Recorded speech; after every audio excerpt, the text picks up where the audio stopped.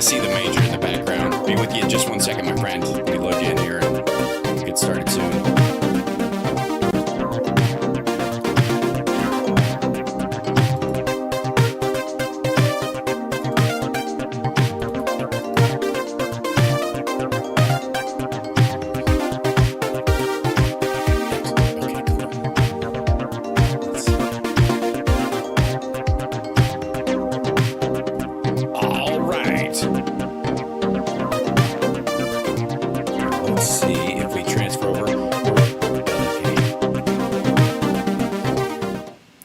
Welcome to the show. Good morning. Hit that like. Let everybody know we're here. I'm going to jump straight in to our guest of the morning. The Major is joining us.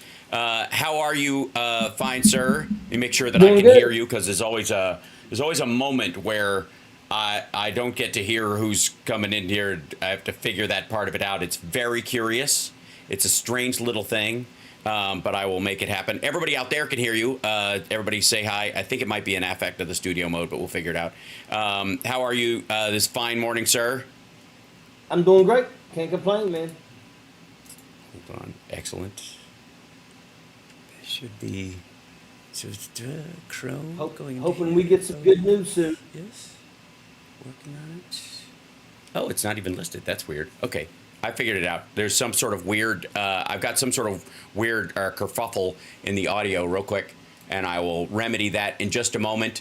I think obviously we're going to be talking about this morning the fact that the jury has just received their instructions to find Donald Trump guilty beyond a reasonable doubt, because no reasonable person could doubt the fact that he's guilty. And okay, this is the voice enter in 5. This should go into what should it go into? System out. Yeah, it should go into voice. Okay. I'll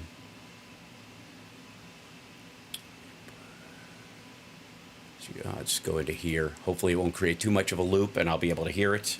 And we'll see. Can you check for me, brother? So you can hear where you're going. I don't want to bounce you back to your... Oh, I see some audio coming that way. I see you coming my way, but I don't hear it yet. That's on my end. Hold on.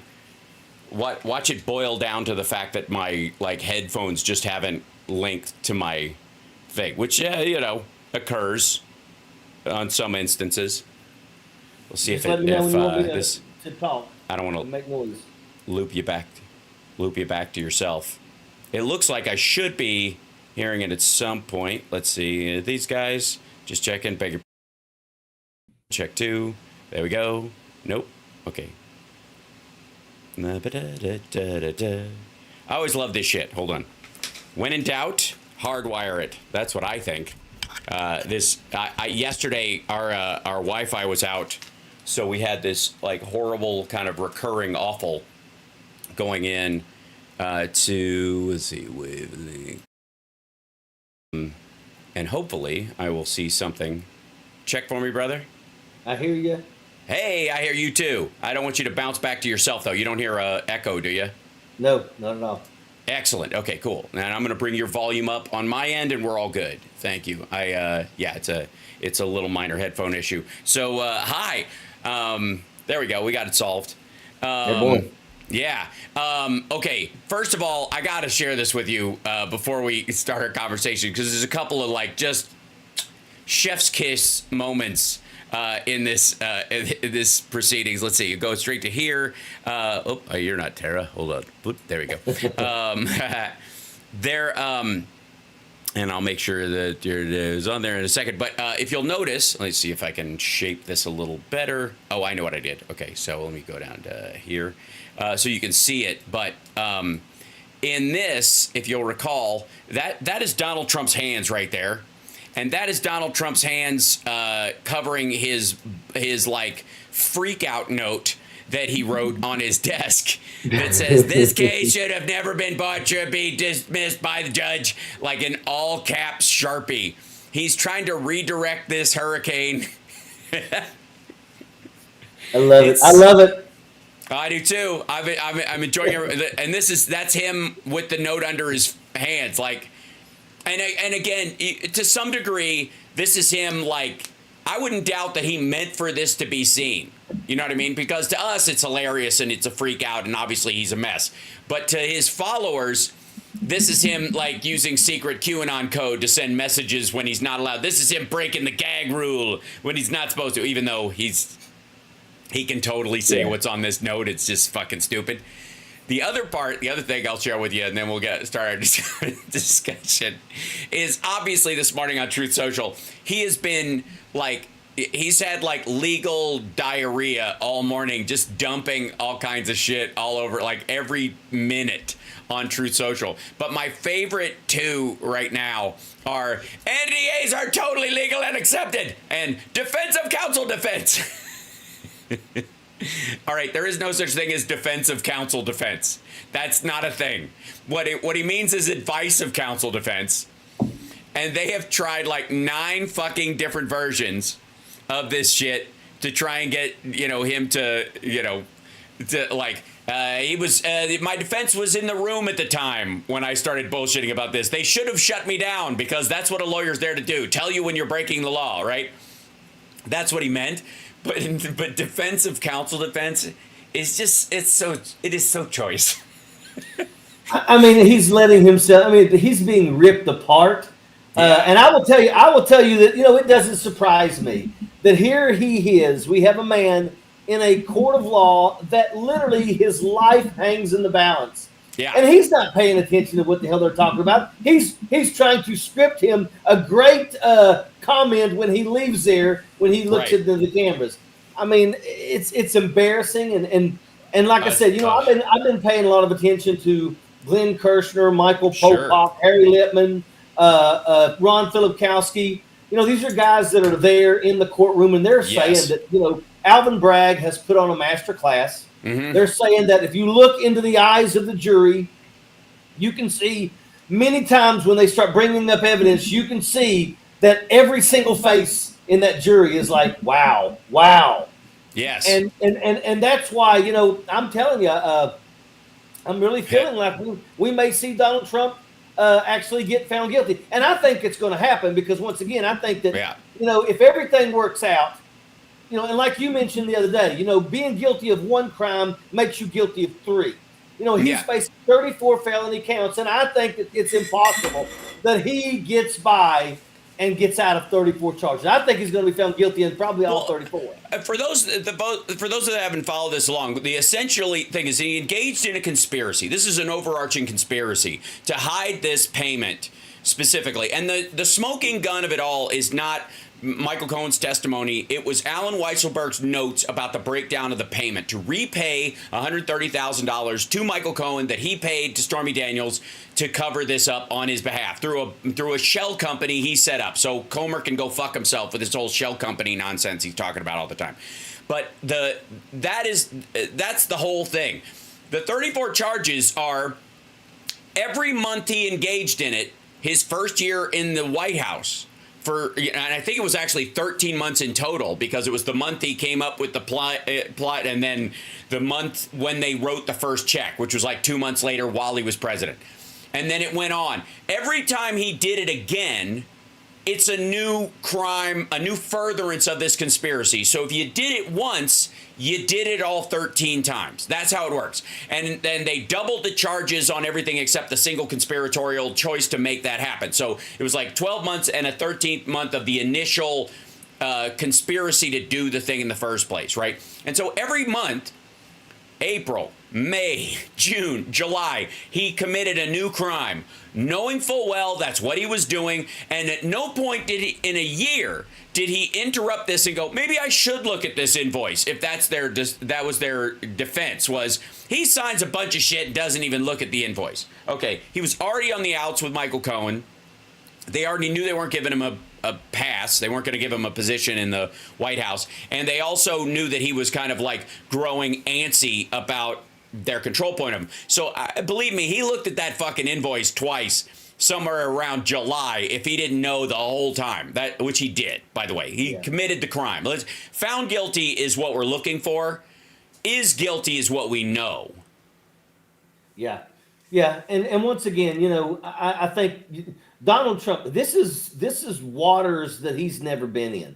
Right. Once again, I tell people, accountability to somebody who has never been held accountable feels like absolute torture.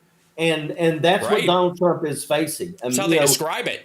Yeah, and I'll tell you this, in terms of the jury and how people, have the ability to lay out a good case in front of them. I mean, look at all the civil trials that Donald Trump has failed in, has been found at fault. If it happens there, then it can happen anywhere. And I think that as this goes on and as more evidence surfaces and people start to realize that he is absolutely a criminal, I think everybody's going to start basically. Right. He's going to lose his luster real fast. There's a new version of New York, New York that features Donald Trump, where he's like, if you can get indicted here, you'll get indicted everywhere. It's a new. Yeah. So the other thing I wanted to show you is this. So about 2 hours ago and change, they were going into court for the jury instructions. It took about 2 hours, and then they sent them out. So there's this gap in his Truth Social posts. This was 2 hours ago, and then this is 23 minutes ago, and then this is 23 minutes ago, and then this is 23 minutes ago, and this is 23 minutes ago, and this is 23 minutes ago, and this is 22 minutes ago. This is 22, 22, 22, 22, Oh, 22, wow. 21, 21, Wow. 21, 21, 21, 20, 20, 20, 20, 19. Like, this motherfucker has been like, Yeah. like writing. He was probably writing these things up in the car, and then they just front loaded them, clipped and pasted them by the minute, and just dumped these fucking things onto the internet. And it's, again, I know I've been hammering this, but this motherfucker comes out every day and says every legal scholar in the world says that this case never should have been brought. It never should have happened. It never, whatever the fuck. And then he only quotes the same 5 fuckers every time. It's always the same dickheads. It's never hilarious. Yeah. It's like he's fell out the top floor of Trump Tower and he's trying to tell everybody goodbye on the way down, and he's individually texting 5. Goodness Right. gracious. Like 5, 4, 3, 2, like hitting to impact. That's like 30 posts in like 4 minutes. That's crazy. Jesus. He's panicking, folks. Yeah. And rightly so, because his attorneys, look, and the weird part is, like, your attorneys, sorry, hold on one second. Oh, it doesn't, your attorneys should have, I suppose, talk with you. If there's a potential you could go to jail, it is reasonable that your attorneys would speak to you. Right? That they would go, look, okay, we think you're going to be fine. And we'll always be able to appeal and all this stuff. But you have to prepare yourself for the chance, because you never know with these assholes. They might throw you, vote to throw you in the hoosegow. And you're probably not going to go because it's a first offense, but you will be a convicted felon. And this is what that means and all that. Now, if you're, if your attorney is responsible, that's what they'll do. But the problem is Donald Trump has been so outside the realm of like any kind of, any kind of responsibility for his actions over the years, that even the suggestion that he might have some sort of comeuppance in, down the road is reason for him to fucking panic like this. Like, it is just the reasonable conversation his attorneys are having with him is making him go, what the fuck? How am I ever supposed to get anywhere near losing? He's Gans at the end of 48 hours. I can't believe it. I got shot, right? That's the moment. He's so full of himself in that regard because he doesn't believe in the system itself. He doesn't. Yeah, go ahead. I've been amazed at just the things that we've saw here, just over the last couple of days with Donald Trump and with his team. If you really want to know how bad it's going for Donald Trump, look at his team. These are not the best of the best, folks. I mean, he still has Elena Haba with him. She should have been fired after she failed to check jury trial and instead checked the bench trial that lost him $5 million. And then after the 83.3, after that, then she should have definitely been fired. She's still there. And the truth is this is what he's got. Yes. And I will tell you that his chief counsel that's getting his ass handed to him daily by the judge. Donald Trump has to know that this is bad. And once again, I mean, you literally have the judge telling his chief lawyer, "You're not supposed to do that. You can't do these things." Yes. Like trying to educate him while this case is going on. That tells you how bad it has been going for Donald Trump, and it's going to get much worse.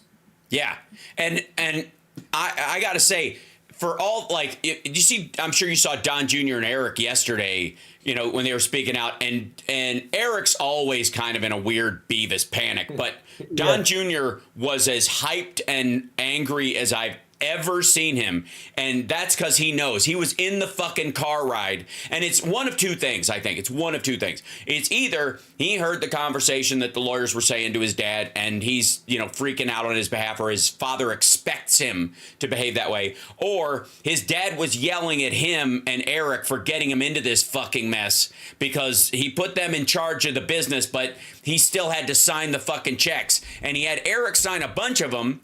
But Don wouldn't do it, which is why Don didn't have to take the fifth 400 times the way Eric did. And so he was probably screaming at Don Jr. for not taking over these payments from him and diverting this fucking away from his lap. And now he's kind of like shit rolls downhill, yelling at the press and the world. I still also think that, Don Jr. and Eric Jr. are realizing that their inheritance is in serious jeopardy here. I mean, what's left of it. Yeah, they could lose everything. And let me tell you something. These are not guys that can just basically bounce back and, No. I don't know, I'm going to start at the bottom and build my empire. Right. You're not going to go nowhere. These are people who have never actually did an honest day's work in their life.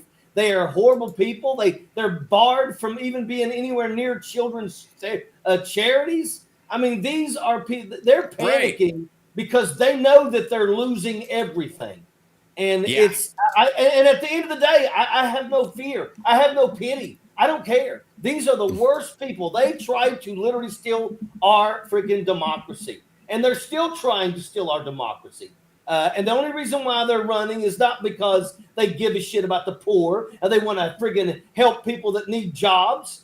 They want to friggin' basically be able to get away without being prosecuted. That's the only reason why his dad threw his hat in the ring in the first place, was the fear that if then they take me to court, we'll be able to say, oh, they're doing it because I'm trying to run for president. That's all they're doing.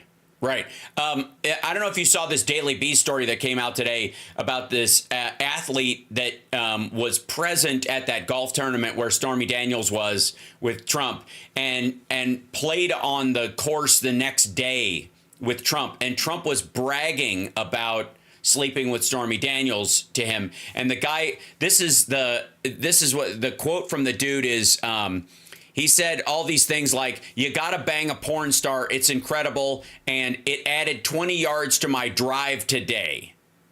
Like, man, is there a way possible? Andrea, who messages me, can you send me that screenshot? Because that is golden. Yes. That's the first I've seen that. Oh, I love it. I love it. Yeah, it's on the cover of the Daily Beast today. Okay. But this is a guy who was in a part of the thing, and he referred to he goes, it was clear to me and everyone who heard them that he was talking about Stormy. The athlete said, adding that Trump encouraged other celebs to try and have sex with her. In particular, behavior the athlete described as crass, gross, and stupid, which I think is pretty much sums up Trump as a human being. Par for the course. Right? That's the issue. So. Oh, hang on 1 second. I've got to pause for just 1 second. Give me 1 second. Hold on.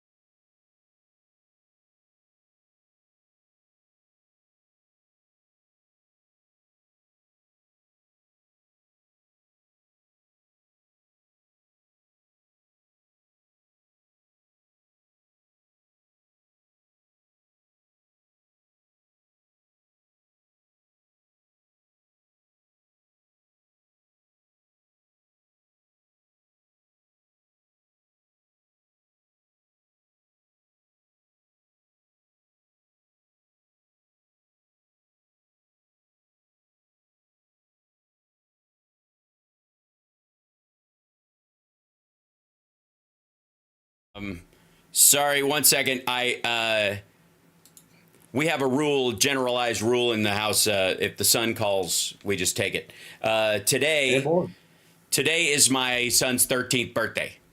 He turns 13 today, and he's with his mom right now, and they're having a party there, and then he'll come to me this weekend, and we'll have a second party, which is kind of I will say, the best thing about separate households. When my parents got divorced, I was mildly upset, as you would be at the beginning of it, but after a while I was like, wait a minute, 2 birthday parties, 2 Christmases, this is going to work out very well. And so he's had that kind of his whole life. So anyways, today is my son's 13th birthday. I'm very excited. He's a good kid. I'm very proud of him. So anyways, back to where we were talking about someone who was raised poorly by people who apparently don't like him, which is Donald Trump. And the crass, gross, and stupid remark from this dude, which I think stands out immensely. That's here it is in the article. Crass, gross, and stupid is how he described his behavior. And that's awesome. Yeah, it is. And apparently the Trump campaign is flipping out that this is like another Access Hollywood moment for them, which, by the way, the first one should have taken him out. I'm sorry, but you cannot run as family values fucking conservatives and then back somebody who was Jeffrey Epstein's wingman for 2.5 decades. Yeah. I still, it amazes me. Yeah. It's hard to even talk about. Right. It's just, and again, I think after looking at, Newt Gingrich being the guy behind a contract with America and him dumping his wife while she was recovering from cancer surgery for his new wife, and Donald Trump being a 3-time philanderer, but of course George W. Bush being a fuck around during his time in the National Guard, and Ronald Reagan famously Nancy being pregnant with Patty before they were married while she was married to somebody else, and all that shit. Like, this illusion of the family values conservative that they've been selling for a while, it seems like they were just tired of carrying around the lie, and they just tossed it with Trump. I think that they realize, and I don't know if this is the dumbing down of America. I think a big part of what we got going on right now is because of the dumbing down of America. But they put this picture out of family values, right? That they want you to absolutely live by. But the truth is none of them do. None of them do. I mean, it amazes me how I just because religious people drive me up a wall the most, because you're going to sit here and talk about all this religion stuff, but literally Lauren Boebert recently just said that we should put alligators and razor wire on the border. Right. And once again, if you're going to sit here and tell me that you believe in the teachings of Jesus Christ, then surely out of all of the different phrases in the Bible, I've never read the Bible. Oh. I don't want to spend the time doing it. But I do know enough, because I was raised Catholic. I do know enough that Matthew 22, 23, 24, 25, for what you do to the least of my brothers, you do unto me. Right. I mean, what do you not get about that? I'm sick and tired of these people pushing their fucking religion. The reason why our forefathers left the friggin', they left Europe was because over there you were getting friggin' burned at the stake for religious friggin' issues. Right. They chose to get over here because that right there was not the way to go. And it amazes me how we have people today acting like, well, we need to bring the Bible back to school. Shove it up your fucking ass. Well, they just passed a law in Louisiana, that they wanted the 10 Commandments displayed in all schools receiving public funding, right? That went through. Okay. Never mind the fact that that's unconstitutional on a national level, and it really is Republicans they're trying to pick a fight before the election, hoping that somebody will come down there and tear it out and they can make more fodder out of it. It's not because they believe those things and they want them actually to be implemented. Let's be abundantly clear.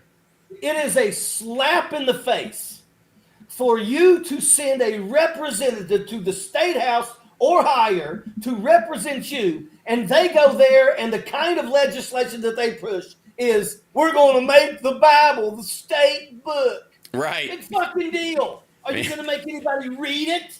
You know, right. or live by it? No. Anytime I hear I just recently heard that I think it was Tennessee. Tennessee just voted to make the Bible the state book. It's no different than the friggin' cardinal being the state daggone bird and the friggin', that kind of shit. It's that depth, right? But it's the Republicans. It is the Republicans that will always be the ones pushing that shit because they want you to think that they're so religious and walking with the Lord. Let me tell you something. They would trip the Lord. They would trip the Lord if they looked and they saw, hey, look at that arm. That's not white. That's light brown to dark brown. Right. Well, I always find it ironic that they want to post the 10 Commandments, considering half of them were zeroed out in the First Amendment by the founding fathers specifically.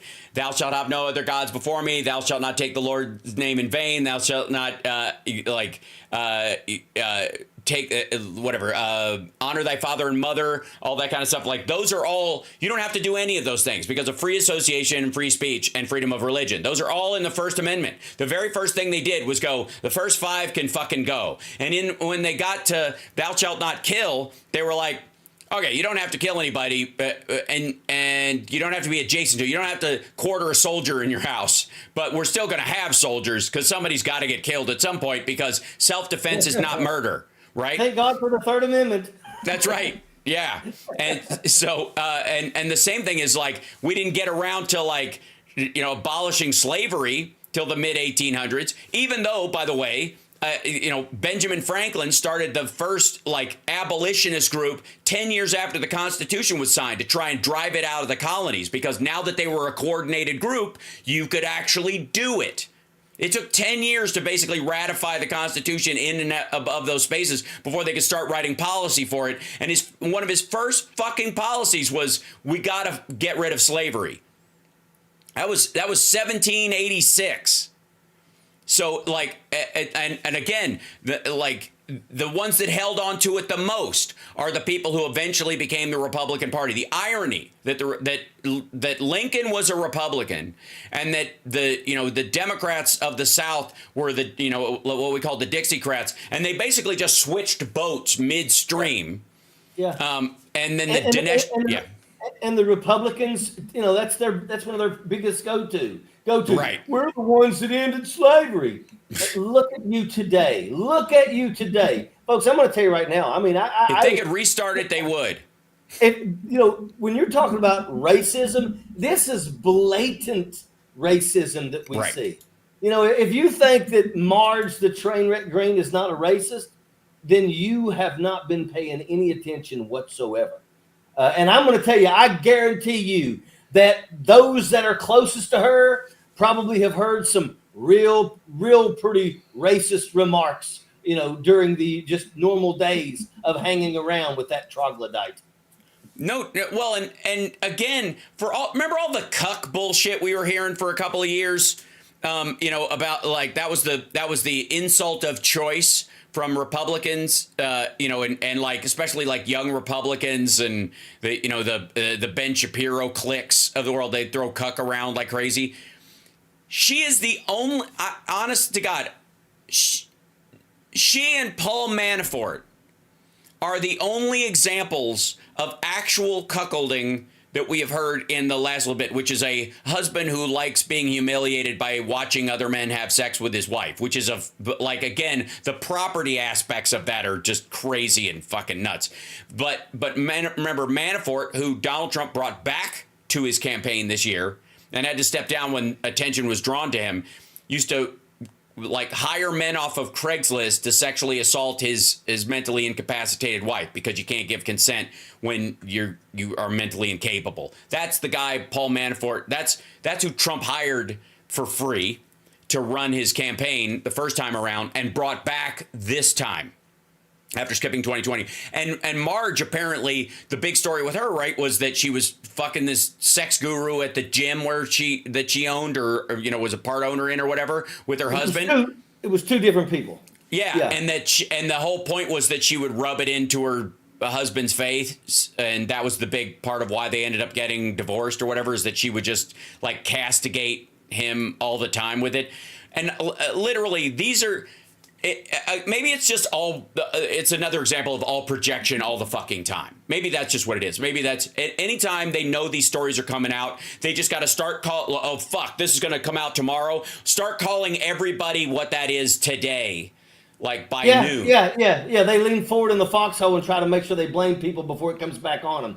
But I mean, you start looking at these people and see how morally bankrupt they are. I know you saw this, but it's like Lauren Boebert. Lauren Boebert, her son, and make no mistake about it, it's her son facing some serious charges. He's going to go to prison. He's going to go to prison for a long time. Yes. They actually strong arm robbed an old lady of the $40, and she said that was the last $40 that she had. Yep. That's the kind of stuff. But the thing about that really got me with her was no matter what,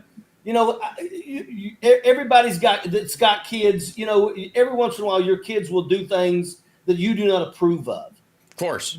But at the end of the day, you got to be willing to stand by your child. Even if your child is wrong, be willing to stand by your child and accept responsibility for some of the wrongdoing of your child, because you're the one that raised that child. But the mere fact that she allowed her son to go to court by himself and to have to rely on a public defender. Yeah. A public defender. What that means is that her son cannot afford a lawyer, and he's got to get what he gets. She makes $174,000 a year plus another $30,000 for, it's really a stipend for more food, and they're trying to add another $100K to that as well. Right. But instead of not even supporting her son by helping him get a lawyer, when he was in court, she was in court. But she was in Donald Trump's court. She was in New York doing a stunt while her own son was standing for himself in a court of law in Colorado. And he's going to go to prison. And she will literally, I guarantee you, they're going to act like, not my fault. He was your son. You raised him. And you raised him apparently to be a real shit stain like yourself. Right. Well, I think it's she went to just the fact that she went to Trump's court appearance and not her son's is just fucking crazy. The second one being is that even if you aren't, then you make sure he's got proper representation because he is your kid. And so, if you're not going to be there, you hire an attorney.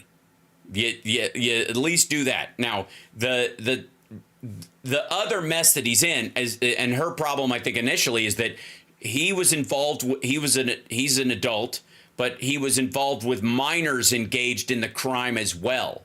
So his contributing to the delinquency of a minor charges are particularly pernicious in regard to how he's going to be treated by the court. So it looks like she's just trying to stiff arm him away from her so that she doesn't have any of that stank on her, as if she hasn't been gross in public enough. Like, it's hard to understand how you do that to your own kid in that regard, and you just raise him to be a mess or what have you.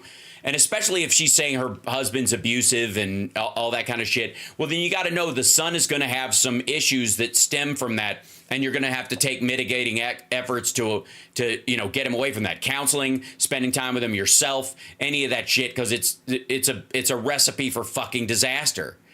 So, and that's my thing. That's why I don't want to hear your bullshit about your family values. Don't try to preach to me about family values. I mean, these people are the worst of the worst. You're going to sit here and tell us that you believe in family values, and you're going to also say that we should put alligators and razor wire in the freaking Rio Grande to keep people out. That's my thing, is that these are the people that want to throw their Bible in our face. These are the people that go to church and act like they're speaking in tongues. Right. Well, here's the other part of that too, and this is, this gets into the kind of our immigration issue and the countries that they're coming from. Right. By the way, you're watching HAL Sparks Mega Worldwide. This is the morning show. The major here has an organization called TurnLeftPack.org. Please go there, support it, buy some merch, and help us broaden the appeal of Democratic actual plans that actually benefit everybody, whether they vote for people like Biden or not, which is the fucking point of the Democratic Party. That will help you even if you don't vote for us, because it's about the country. And so I appreciate that. Make sure you guys bookmark, join, support, whatever. And I want to thank everybody. In the middle of this conversation, people are super chatting because it's my son's birthday. Thank you guys so much for that. That was it's very unexpected and very lovely of you guys. I appreciate it. Now, there are two ways, obviously, to deal with a border crisis where there's a lot of people coming to your border. One is, I suppose, mounting 50 cows and putting alligators in the water and hoping that they murder everybody who crosses that water, which is intrinsically un-Jesus-y. The other one you might do is look at the cause for this migration in the first place and try to, through foreign aid and support and stabilization and all kinds of other stuff that you can work with the UN and with other NGOs, try to stabilize those countries so everybody doesn't have to fucking flee. We do that. The United States does that on the regular. We spend that money there so we don't have to spend it here. It is way cheaper to engage in those kind of support payments than it is to try and stop millions of people from crossing the border. It always has been, and it will increasingly be true. And Donald Trump cut all that funding, and then we're supposed to understand.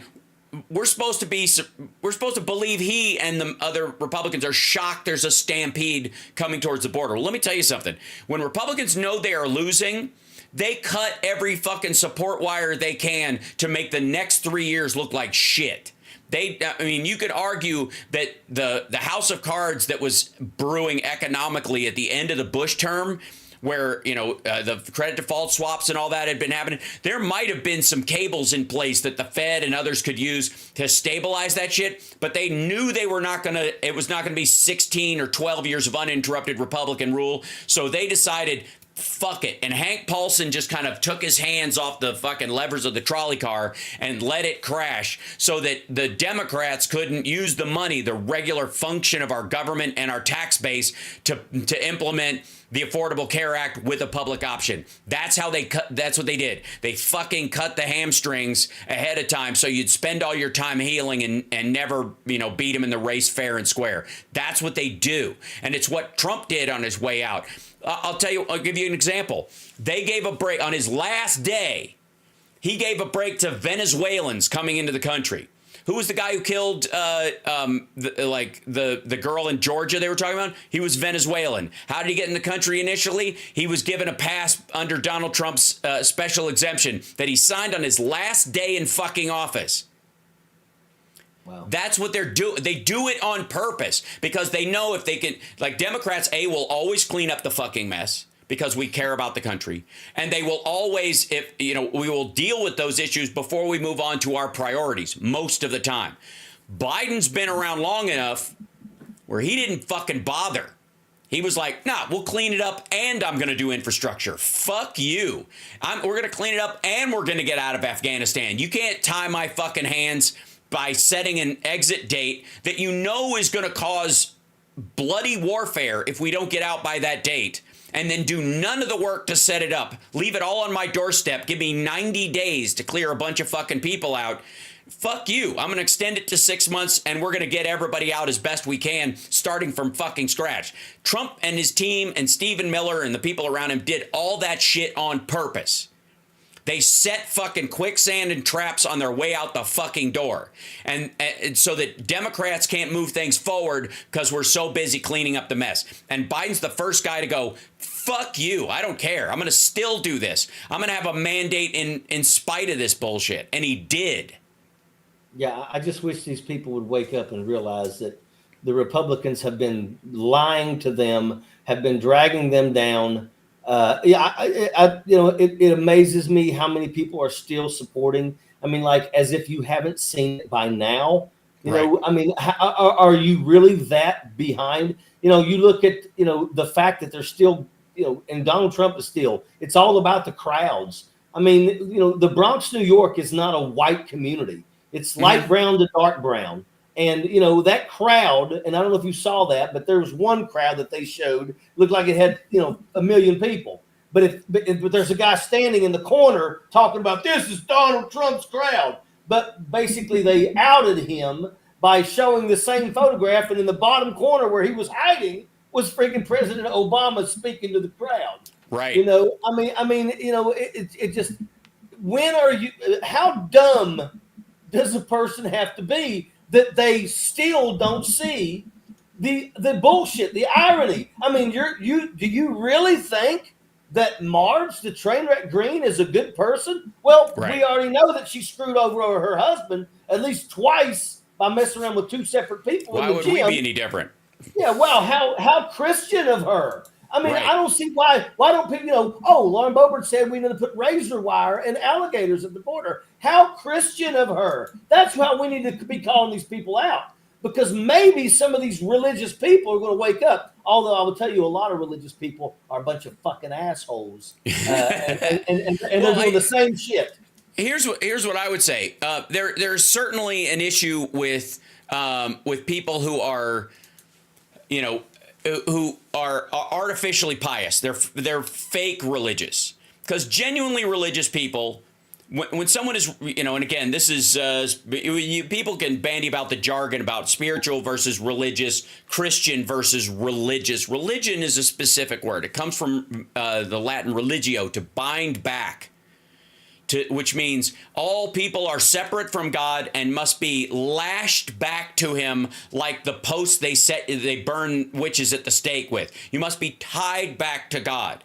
And there is a generalized belief in early Christianity that the word sin, for example, is the same root word as sine wave, which means to waver. It does not mean evil. Sin means, it's an archery term, which means you missed the mark. You are just off from the bullseye, and you need gentle correction to become true again, as in archery. True and a sin. So the idea is to move it back to center. And this is the translation from the the King James version, the like, that was used for a long time. Now, sin has gotten this kind of like rebranding along with evil to sell a political machination. And these folks have linked themselves to it without any of the weight or burden of the behavior that it entails.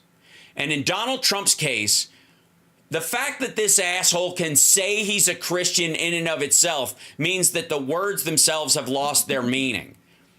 And I got to say, the dude on Reacher and that Christian preacher the other day, who the mega preacher who was like talking about, you know, Trump's Bible being an absolute abomination, is a greater example of the truly religious, of the truly Christian in our country.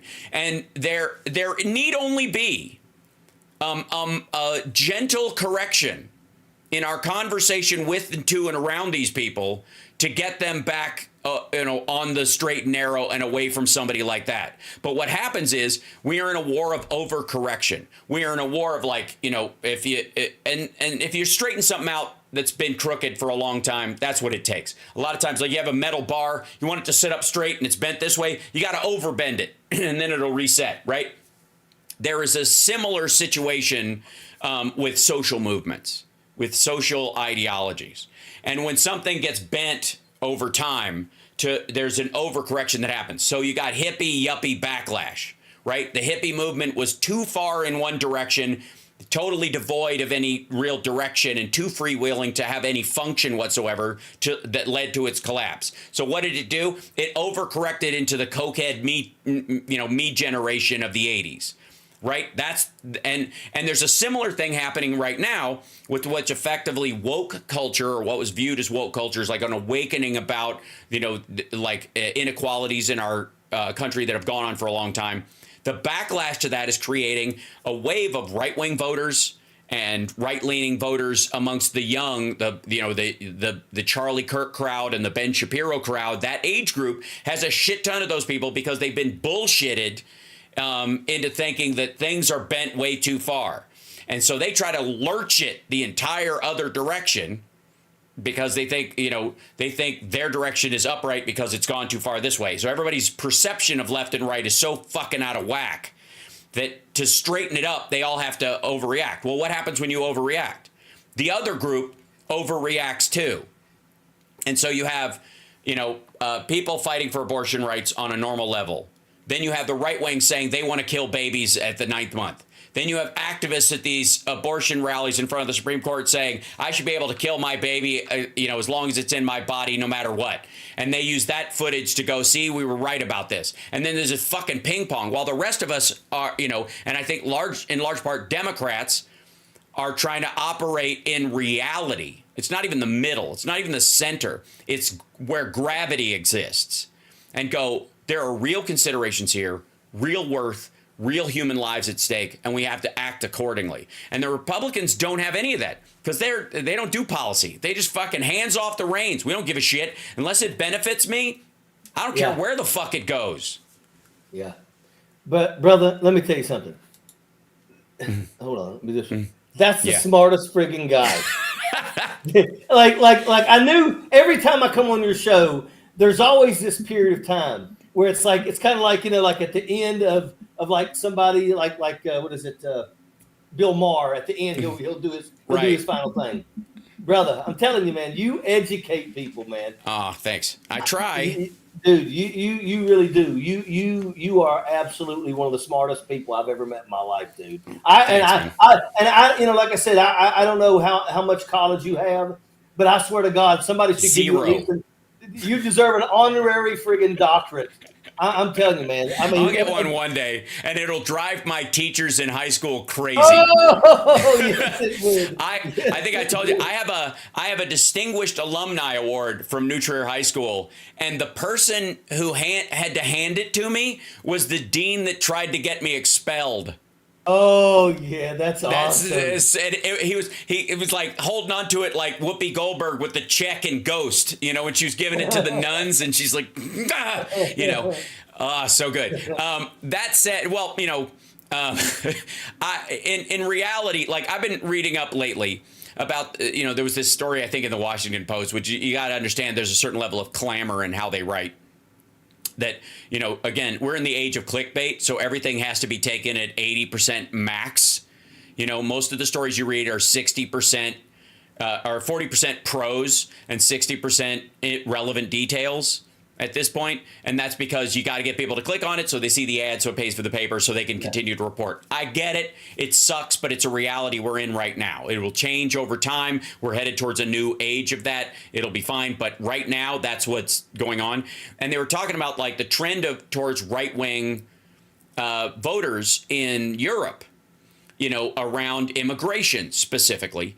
And they were, speaking to this issue in terms of, it used to be just older voters. And the perception is that it was, and we even talk about it in the United States, that it's old white voters.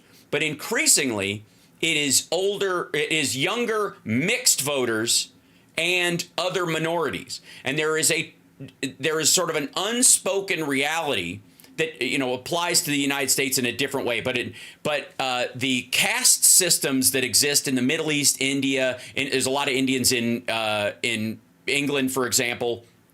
There's a caste system around those societies that still exists as if it has never changed. The United States has economic levels, but anybody can walk through it. I mean, literally, there are no barriers. If you got a good idea and you can sell it, you can do it. And nobody even has to know what color or religion you are, because you could do it all from home these days. So the whole idea of an economic caste system can't exist in our system because it's antithetical to the other people who would want to make money. Nobody's going to, if a woman comes up with a great idea for a business, there's no reason to keep her down just because she's a woman, because you're missing out on all that money. It might have been the case 50 years ago. It's not now, but it still is. Yeah. Go ahead. When did India get rid of the caste system? Well, or have they? That's the thing. Technically, somewhere around the 70s and 80s. In reality, never. I mean, you're talking about 1,000,000,001 people. And so of the vast majority of those people still operate on, as if it exists. And the same thing is true in Latin America. Like, Latin America has an incredible, like, racial caste system from, Spanish blood to secondary mixed blood, either you could be, as long as you're 50% Spanish, you're in the second tier. And then there's they have a dozen different words for if you mix with this and you mix with this, you're a different kind of a human being. And that still exists even amongst people who immigrate to the United States today, or immigrate to the United States today.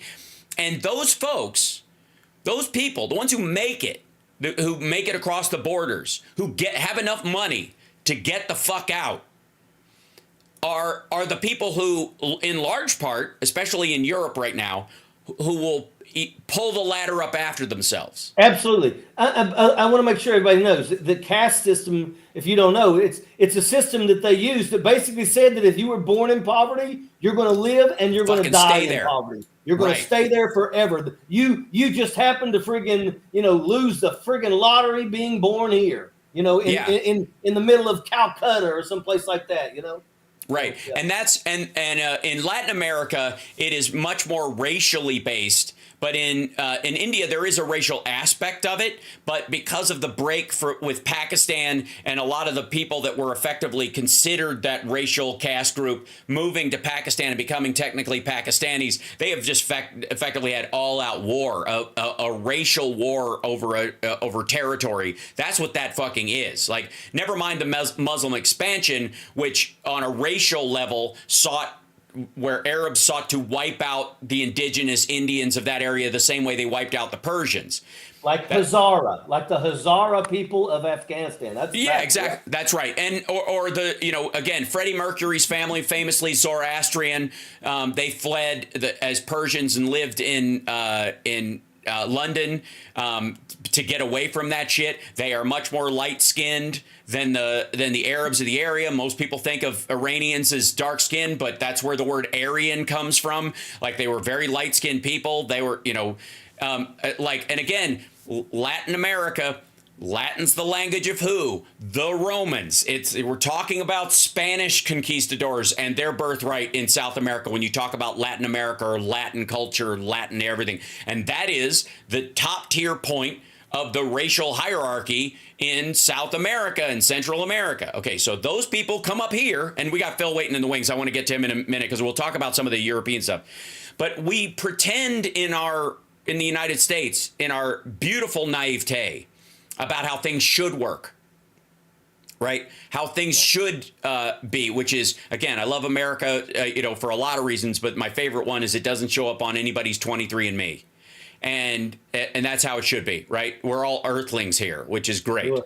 But again, the folks that we're seeing coming across the southern border, with rare exception, including, by the way, people who are Chinese who come across and sneak in, those are the people with the money to pay somebody to get out, pay somebody to cross the water, pay somebody to, get into Mexico, under cover of night, effectively, make the travel. If they've got the money to do that, they're oftentimes the people who are like, once they get here, if they get asylum and then citizenship, are the people who will ultimately vote Republican, is the irony of it, because they want a closed border. That's what this is. This is a stack. You could argue that the close the border attitude of the Republican Party is the snap up of Reagan and his like giving whatever, like citizenship amnesty to, effectively 10 million people, was an idea for the Republicans recognizing that if we snap these people up, they're going to vote for us because they are the top tier from the country that they came from. We're not talking about migrant workers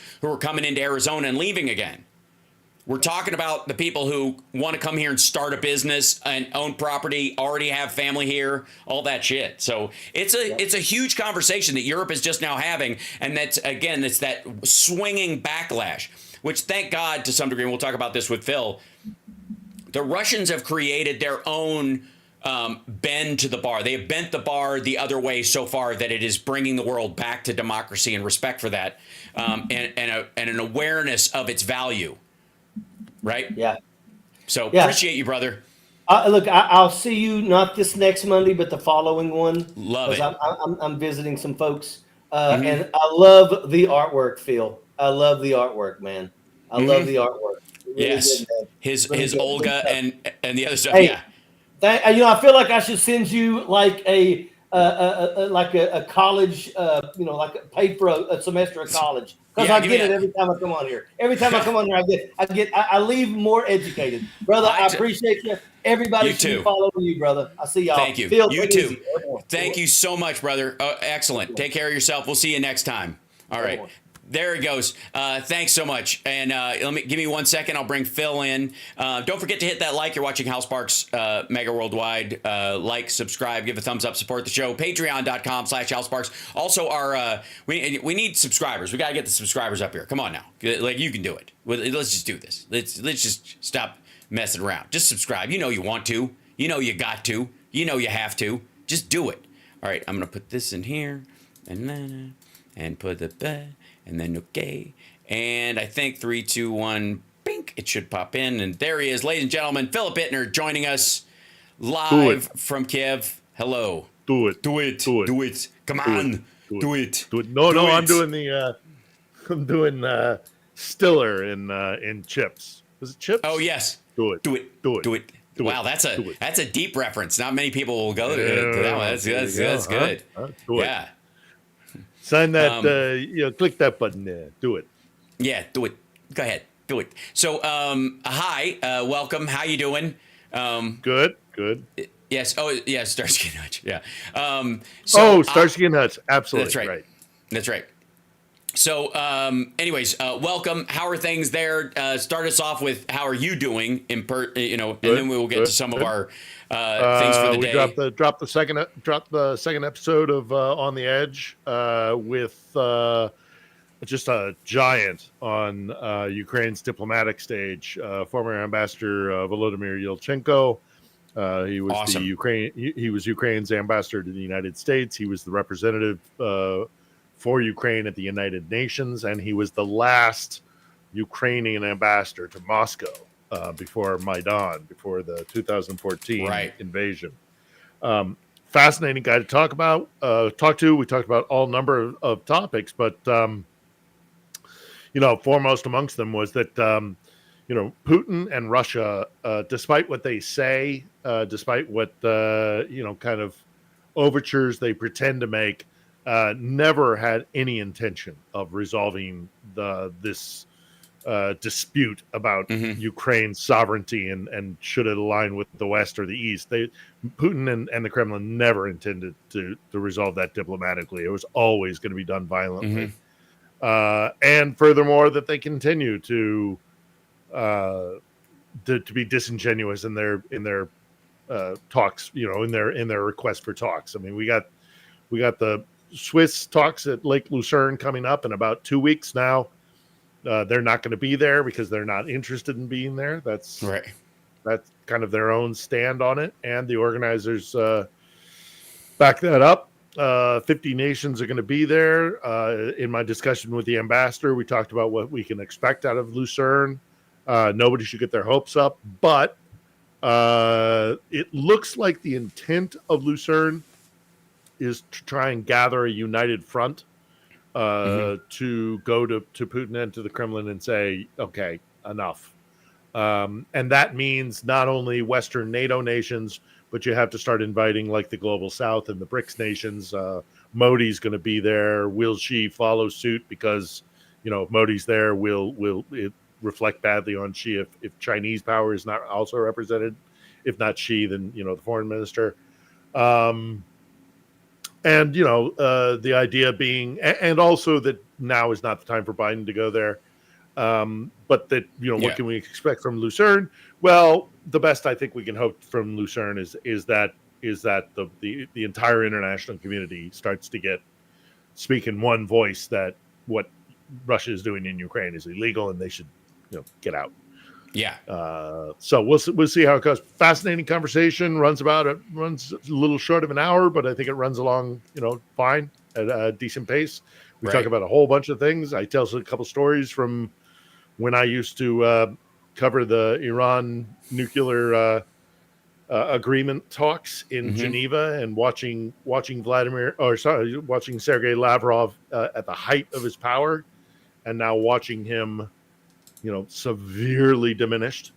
Right. And what does that mean? Again, long and short of it is, Russia is not looking for a diplomatic result or resolution. Otherwise, Lavrov would be a lot more busy and a lot more influential than he currently is. But he's really been relegated.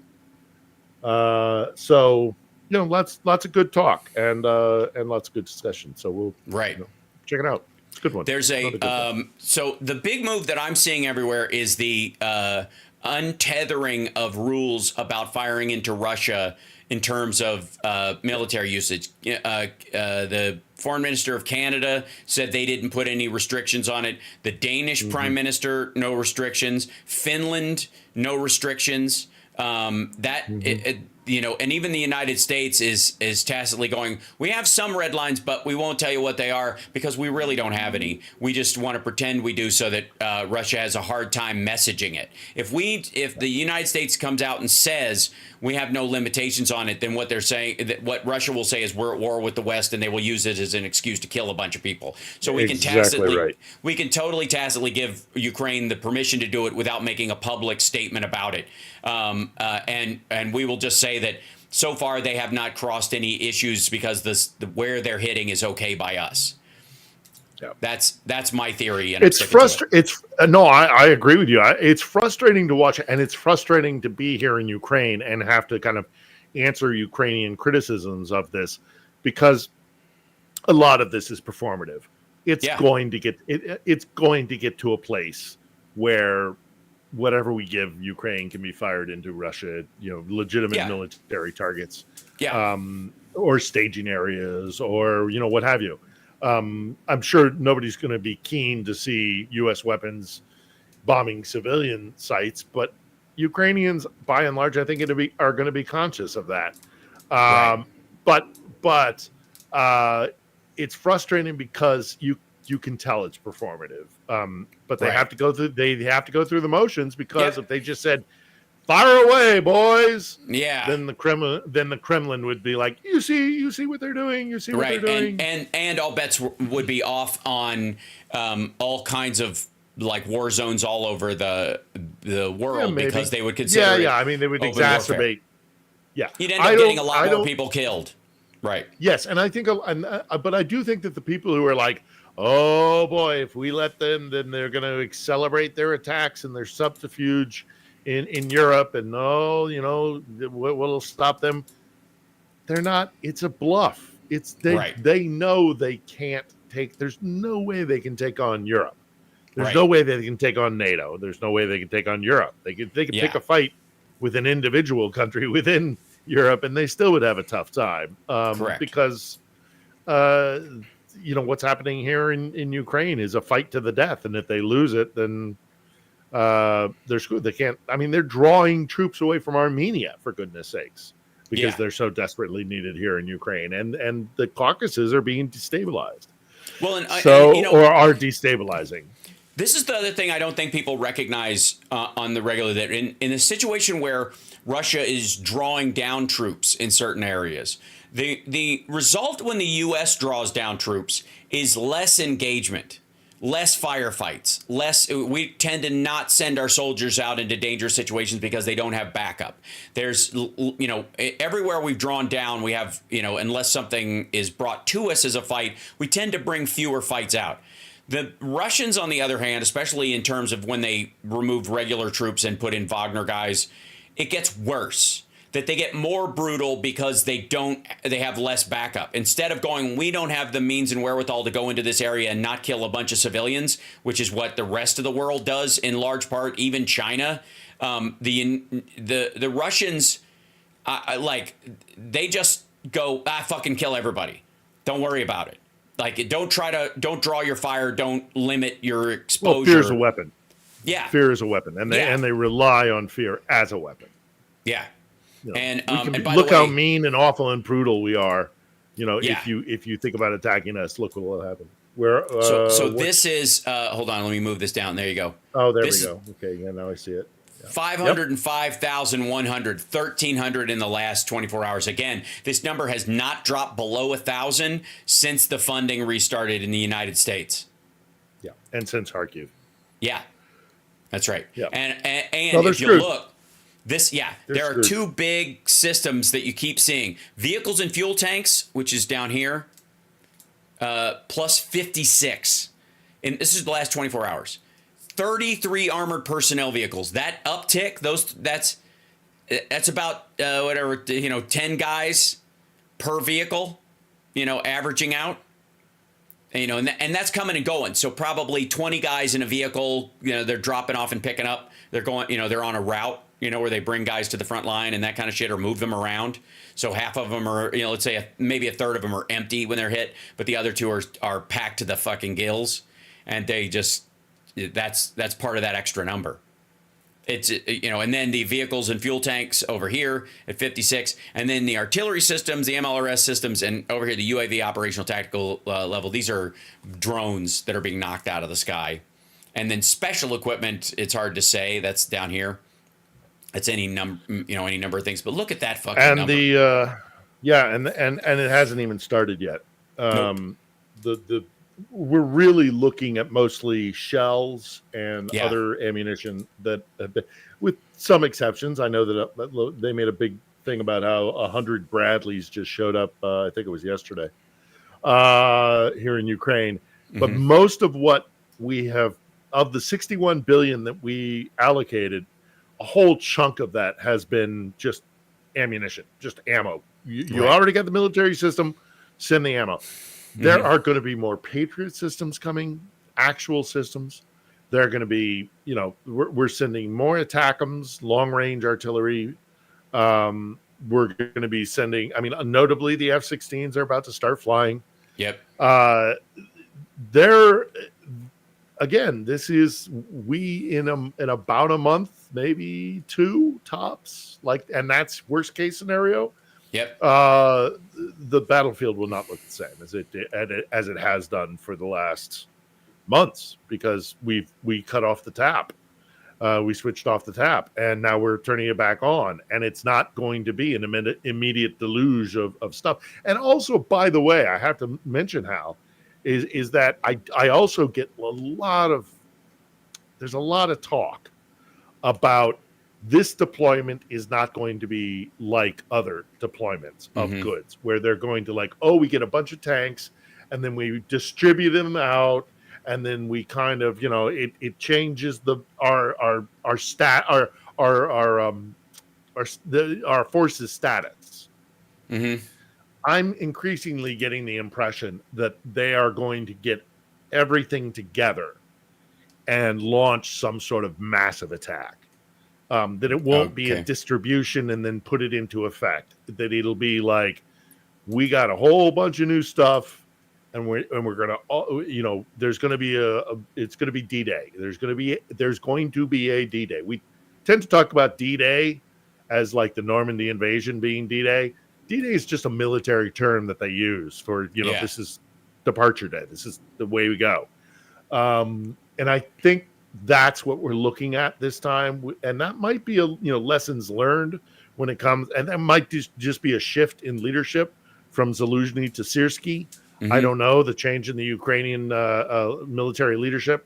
I don't know what's behind it and the reasoning behind it, but it's not going to be this kind of like, we got a whole bunch of new toys now. Let you get a new tank, and you get a new tank, and you get a new tank. This unit gets a new Bradley fighting vehicle. This unit, no, it's going to be like, let's get all our ducks in a row and do what we should have done in the last spring offensive, and that is actually implement NATO military doctrine. Combined arms doesn't exist unless you own the air, and we're giving them the capacity to own the air, both in their air defense in terms of Patriots and the F-16.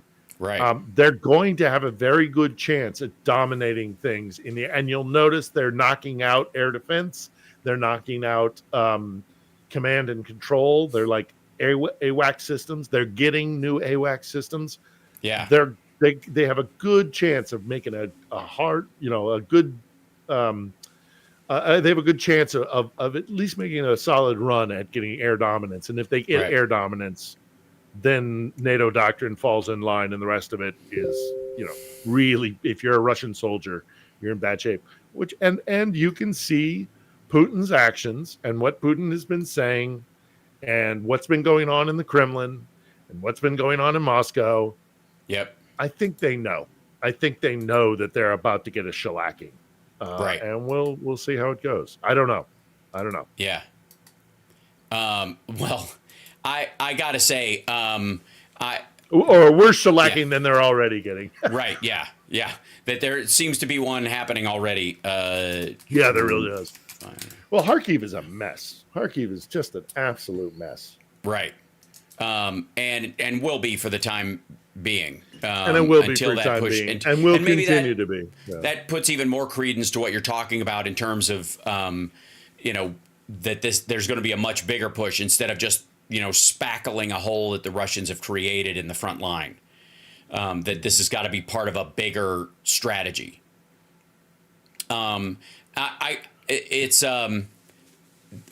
There's a lot of things, we talk about the never-ending, undying relationship between China and Russia that everybody fears, and this is throwing Russia into China's arms and back and forth, and Xi Jinping just gave him a big hug, and what all that means. Can I show you something? This is from the Kiev Independent, but it's in Bloomberg was reporting the same thing earlier. Let me check this out. Russian media: Alibaba has stopped accepting rubles and shipping to Russia. Alibaba, the owner of the online shopping portal AliExpress, which is their equivalent of Amazon, has stopped accepting payments in rubles and no longer allows the delivery of orders to Russia. I mean, I don't think people grasp how fucking gigantic that is, because that's how Russia was pilfering like leftover Western tech to rebuild their shit. They would get like washing machines or whatever else, gear they could get from there that had US chips in it from 2 years ago, and, which is the last time they were updated, and use them to fix shit. And that's not happening anymore. And that's right after Putin went there, fucking hat in hand, just knee pads on, ready to do whatever Xi Jinping asked him to do to like salvage this shit. Holy fuck. Like, not accepting rubles anymore, won't ship to Russia. Good lord. They got some agreement on like pomegranate syrup or something. Right. It's ridiculous. Yeah. They didn't get there. I mean, Putin went there. The big thing that he wanted more than anything else, weapons included, was let's begin developing a pipeline that goes east, so that we can start, putting, because the European market upon which we have built our entire economy is now shut off to us and will be for the foreseeable future. So let's start building a pipeline to China.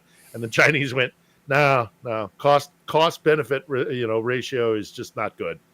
Because, building a pipeline through Siberia. Get the fuck out of here. Forget it. Right. Oh my God. When it's like, you literally cannot access. Yeah, like it's like building a ski slope through Arizona. Yeah. It's just absurd. Mud and just swamps and mosquitoes and blood-sucking flies and no urban or no human habitation for hundreds of miles at a time. It's a vast emptiness. And the Chinese are like, no, we don't want to put money up for that because it's and maintenance and all the rest of it, not worth it. And so he had to come back from Beijing with, okay, maybe some agreements that we may not even know about fully about weaponry, but he didn't come back with the big ticket items, and that means that Russia is going to have to live with its economy structured the way it is, and it can't keep running the way it is on a self-perpetuating military industrial economy. At one point, you're going to have outside capital into your economy that isn't just you yourself feeding your own war machine. Right. when that comes, I don't know, but it's coming. Yeah, Yeah, I mean, they're in a bad spot. They're in oh a yeah, really, there really is bad no spot. there. Again, nobody in the world wants a Russian anything. No. I mean, yeah. When was the last time you bought a Russian television? Or yeah, or a washing machine, a fucking machine, or cell take your pick, phone. yeah. They make that Yeah. shit. Nobody wants do. it. They're Even rubbish. the Russians. Look at how they rubbish. fucking steal them when they're in other countries. Oh, We always they're talk about how awful. they were They're stealing so washing bad. machines and other shit. Now, granted, they were stealing the modern ones because they had chips in them that they could reuse. That was why they were pilfering them. But without those chips, they still work. You just can't fucking Bluetooth them to your phone and do shit. Years and years ago, I bought a Russian cell phone once. Because it was built like a brick shit house, and I was like, "Oh, okay, I could drop it from a second-story building, and it'll be fine." In the pocket of an oligarch. Right. It's safe in the pocket of an oligarch. Exactly. If you're about to be defenestrated, Russian this is the phone phone for you. Drop on floor just like you. And it was, Right. and it was ostensibly it was, but it didn't work. The problem Right. was it was a nice paperweight. But it didn't do the function for what it was meant Outside to do. hard It could as never tank. get a signal. Inside piece Yeah. of shit. Right. Yeah, exactly. You couldn't get a signal. The sound quality was rubbish. The touch screen would. I mean, I think some of our my little Samsung occasionally pisses me off because I butt dial. But this thing would just had a mind of its own. It was awful. The tech was awful, and that's what their industry is like. So they're not in Russia. Your phone butt dial you. We just turn on remotely. Pushing button will make thing button and go.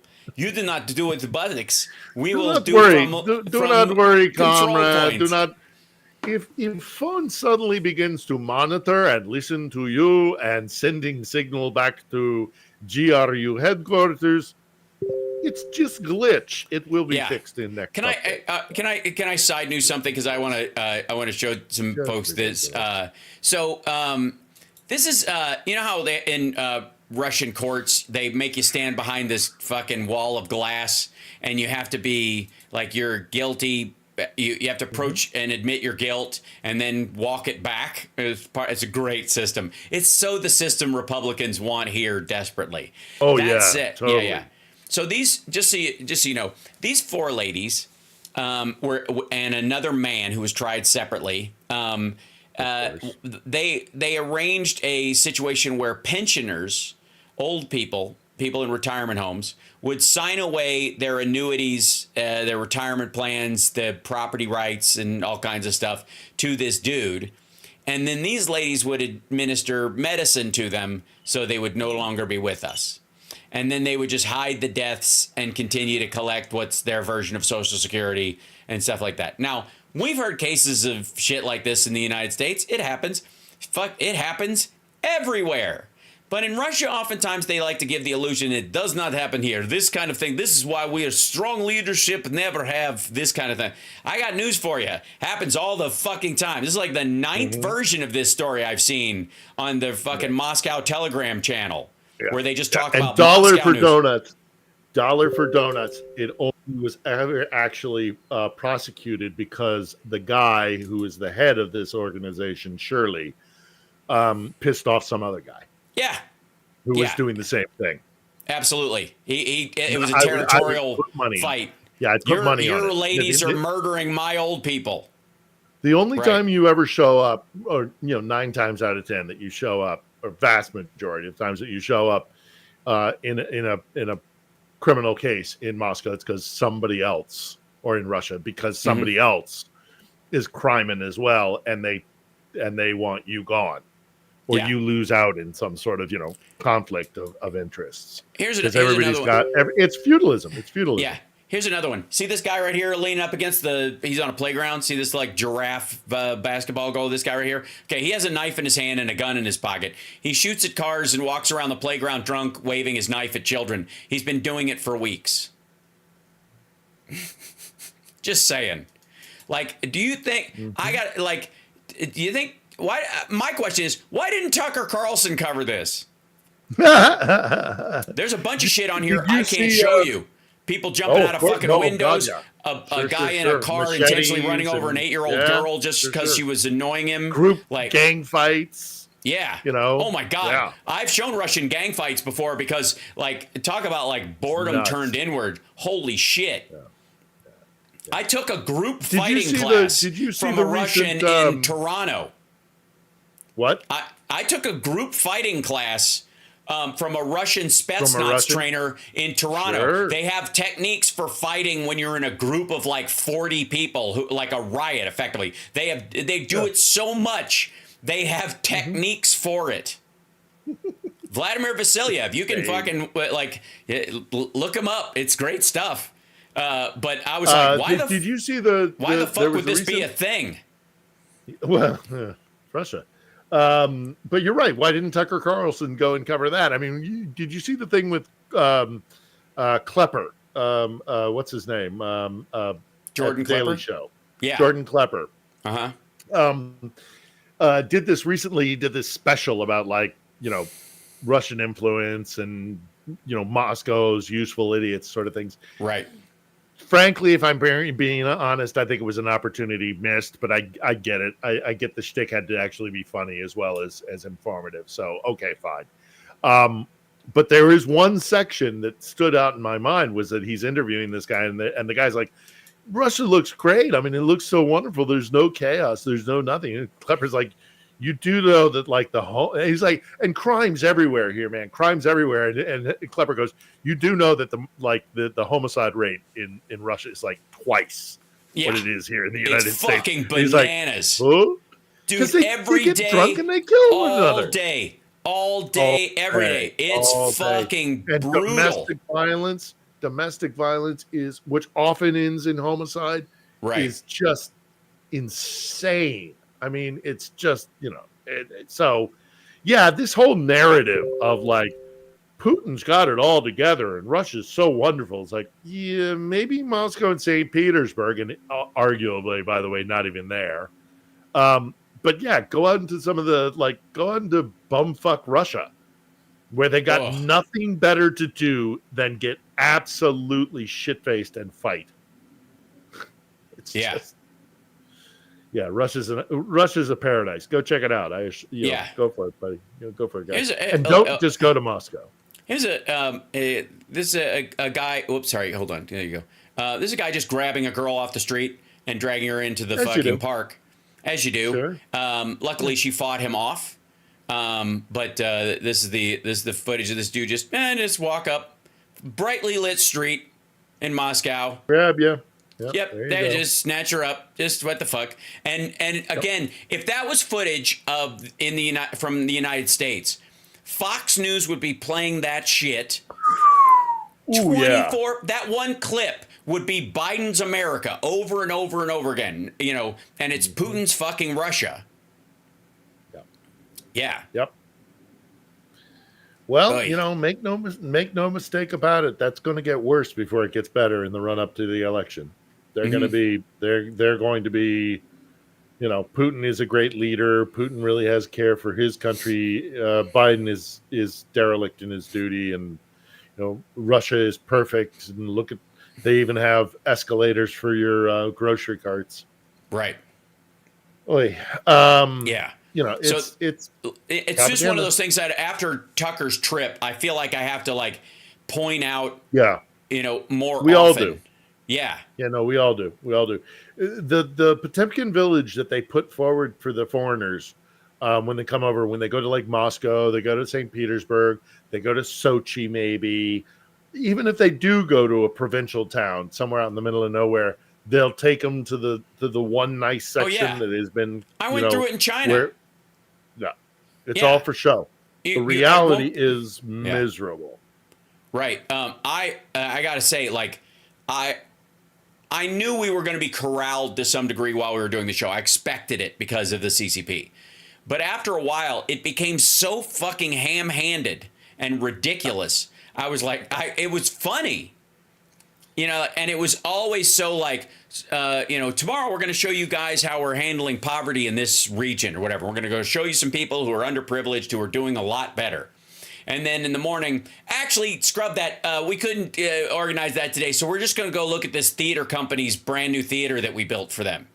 Yeah. And you're like, what do you mean you couldn't organize it for today? How do you, how do that's, you organize that's poor just people? normal life, right? That's just normal life. And now they've all, every day they wake up and there are, little swallows and lovebirds flying in through the window. And, no. Yeah. Couldn't organize it for today. That's so typical.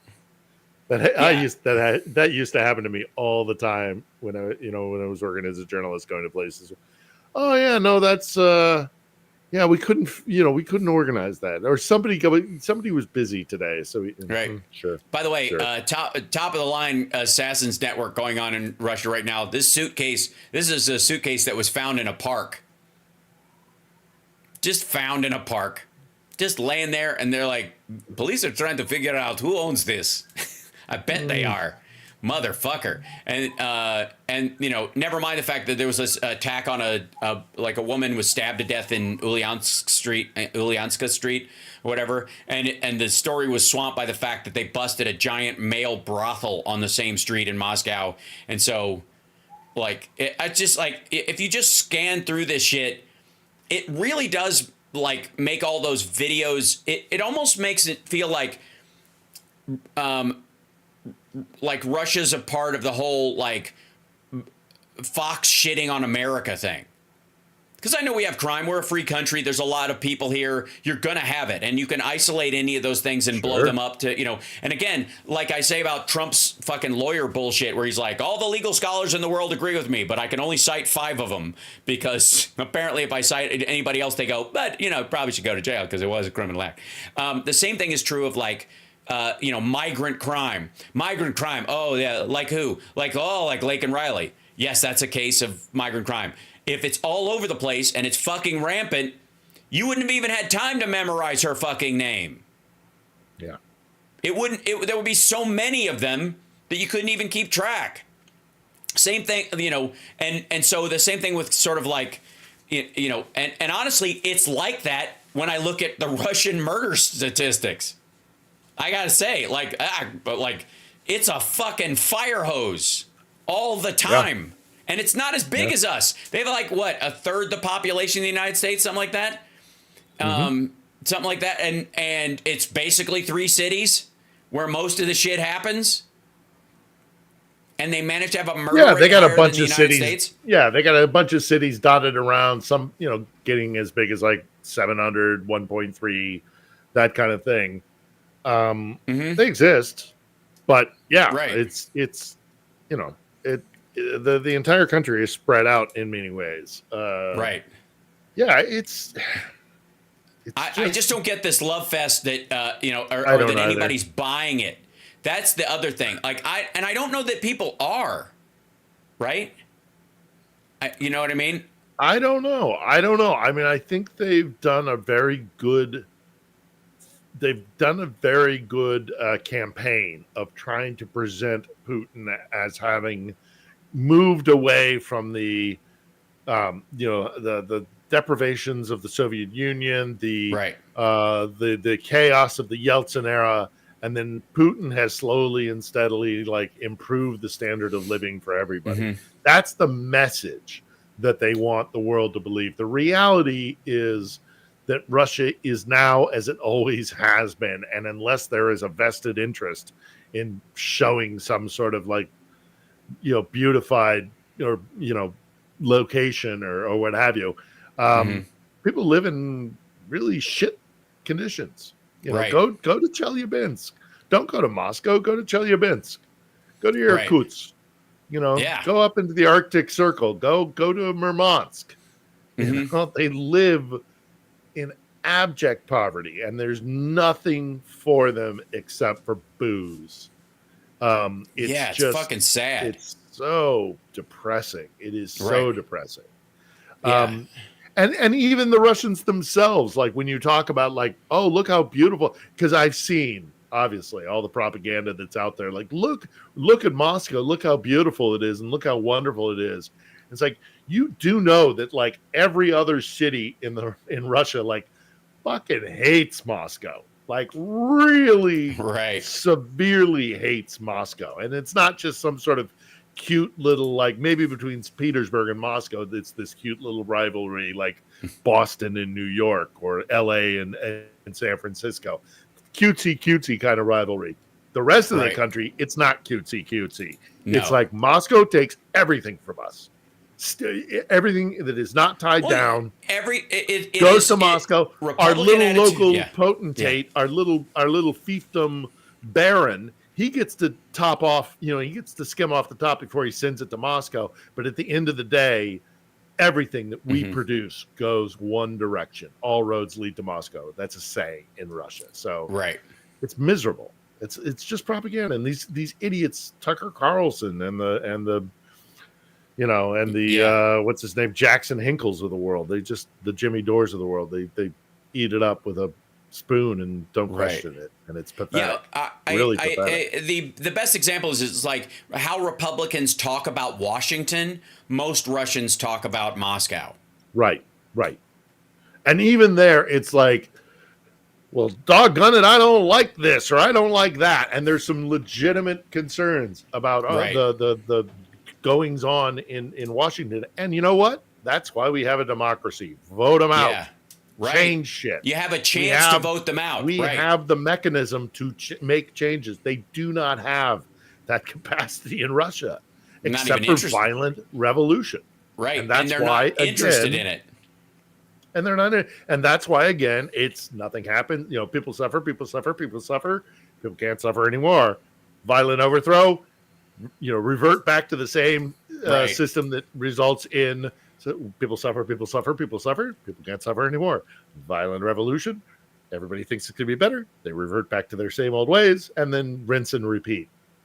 Although I do have to say, and I was just on with Texas Paul and talking about this, I think this time might be slightly different because for the first time, they are really going to lose empire, which is so intrinsic to their sense of self that instead of being able to revert back to their same old ways, they might, and I'm not holding my breath, but I would hope so. I like to be optimistic. Maybe this time when they lose their concept of self as empire, they start to look in the mirror and go, all right, we really got to change some things here. But, they haven't done it before. Yeah. Well, and again, we are in a different world. I mean, we really are. There is the split between the technological world and the sort of Luddite. And you can't just round up hundreds of thousands of people and throw them into gulags without the world knowing. Yeah, exactly. It's way harder to do. Now, China's probably been the best at it over the last little bit with how they've done the Uyghurs, but the actions it required to make that happen were extraordinary. Total Google blackouts. They had to, shut down entire economic corridors at a certain point. Once, the United States and other European countries, and like NATO allied countries have all but I think Hungary have pushed back on using cotton from the Xinjiang region specifically because it's produced with slave labor. That they had to sacrifice that to keep that going. They had to be willing to do it. Yeah. And as far as Russia is concerned, in a lot of ways, you can't put the genie back in the bottle because they have VPNs. They are technologically savvy, especially what young people there are in Russia. They're pretty sharp about this kind of stuff. So. They would have to. They would have to have some. Right. They would have to have some pretty awful police state tactics to do it and not have it be seen. So yeah. So we'll see. But I do think that Russia is in for a lot of tumult very soon when they recognize the massive blunder of this war and the cost that they're paying for very little benefit to their state, which is, again, we've discussed this before. They don't really care about the numbers of dead. They care about the prestige of the state. Right. Because the state takes precedent over the individual. That's the sure. system. Which they proudly proclaim. It's not, I mean, that makes me sound like I'm giving it a credit. From my perspective, it is a criticism. but genuinely they do believe that the state comes, that the glory of the state, the glory of the Rodina, the fatherland, that takes precedent over any one person's benefit. Of course, it's it's it's a hypocrisy because the elite are more important than everybody else in that system. Yeah, there are a couple of story points that I wanted to touch base with you before we run out of time. Primarily the one that Trump apparently told a bunch of donors that if Russia had invaded you, Oh no, go ahead. Sorry. If Russia had invaded Ukraine while he was president, he would have bombed Moscow, which is right. Yes, I did. Fucking hilarious and stupid, and of course not. But he said it to a bunch of donors, much to their chagrin, because again, he almost had their money. You know, he had that like Mel Brooks in History of the World, I had the money in my hand moment, you know, with these guys. And that probably single-handedly, first of all, it's bullshit. But secondly, it probably cut their, like they were writing the check like Kim Basinger and the Good Guys, just like, I'm going to fill out another one for half the amount. But he said he would have done the same. He would have bombed Beijing if they invaded Taiwan. Like, it's just horseshit. And by the way, if October 7th would have happened when he was president, he would have leveled Gaza. And so anybody, by the way, does anybody think that after all this shit settles down, that there aren't going to be any more rockets or attacks from Gaza? If Donald Trump is president, do you think he's not going to, you know, at least in his own mind, follow through on that level, or at least allow Netanyahu or whoever's in charge from the Likud party to just do whatever the fuck they want there? Get the fuck out of here. Secondly, Nikki Haley, who gained no friends by saying she would support Donald Trump in name only, apparently, because she seems to be bucking his entire, like every strategy he has that he's been talking about, said she said she was quoted as saying, Russia helped Iran and Hamas prepare for October 7th. Now, this has been well known for a while, and it's certainly they're helping the Houthis and, you know, using Iran as a proxy, giving, you know, telling Iran, like, let them do this. And most of the guns they're using are AK-47s and the like. They're all Russian munitions that found their way there through Iran. Not surprising. It is surprising that she actually said it. And then I guess the third one is explosions in the suburbs of Moscow again. It's hard to say what it is. I honestly, these days, I can't tell the difference between like drones blowing up in Moscow or them blowing themselves up. There is no official information, but we really don't know. Like, it's so fucking, it's the weirdest thing I've ever heard of, because for a week now, if you hear a week and they don't blame a Ukrainian drone or Ukrainians don't take credit for it, most likely the Russians just don't want to admit that they shit the bed and dropped a bomb on their own people, or were trying to fly something or transport it and it exploded. Yeah. Or they've got untrained people operating, you know, relatively sophisticated machinery that they don't fully understand. And so, oops, I dropped a shell. You know, the forklift that I was driving, because the guy who has been doing it for the last 5 years has been called up in a mobilization. Right. Well, I really don't know how to drive this thing. Yeah, and he drives it right into a fuel tank. Right into a fuel tank, exactly, sort of thing. I mean, that's you know, that kind of thing is anecdotal, but I mean, it exemplifies a larger issue that Russia is having right now, and that is that they're sending a lot of people with talents to go get killed in a trench somewhere. So that's not the best use of manpower.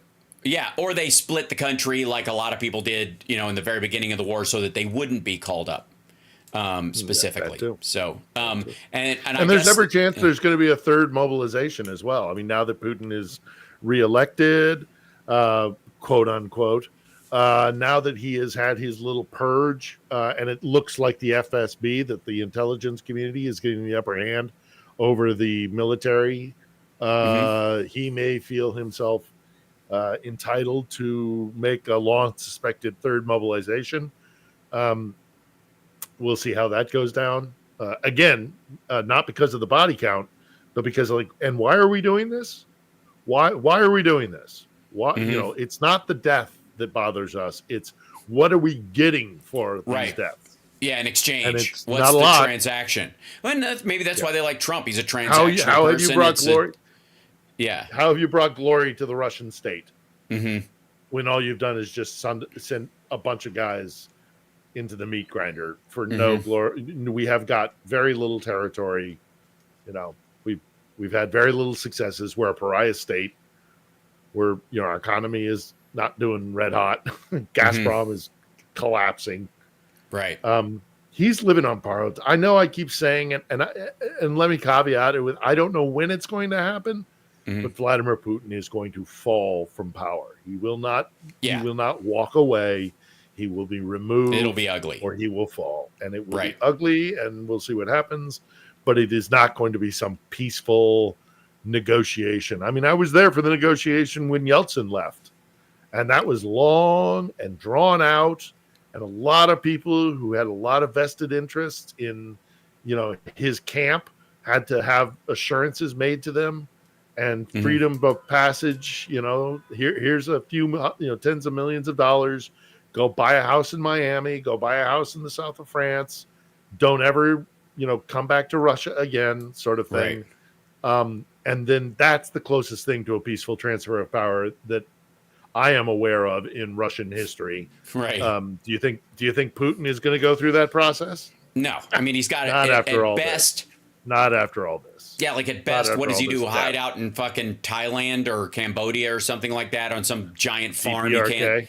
Yeah, that's blurred out on Google Maps. My name is not Vladimir Putin. My name is Doug. Look. I'm just saying, if I had $200 billion, there is no fucking way I don't have a volcano layer.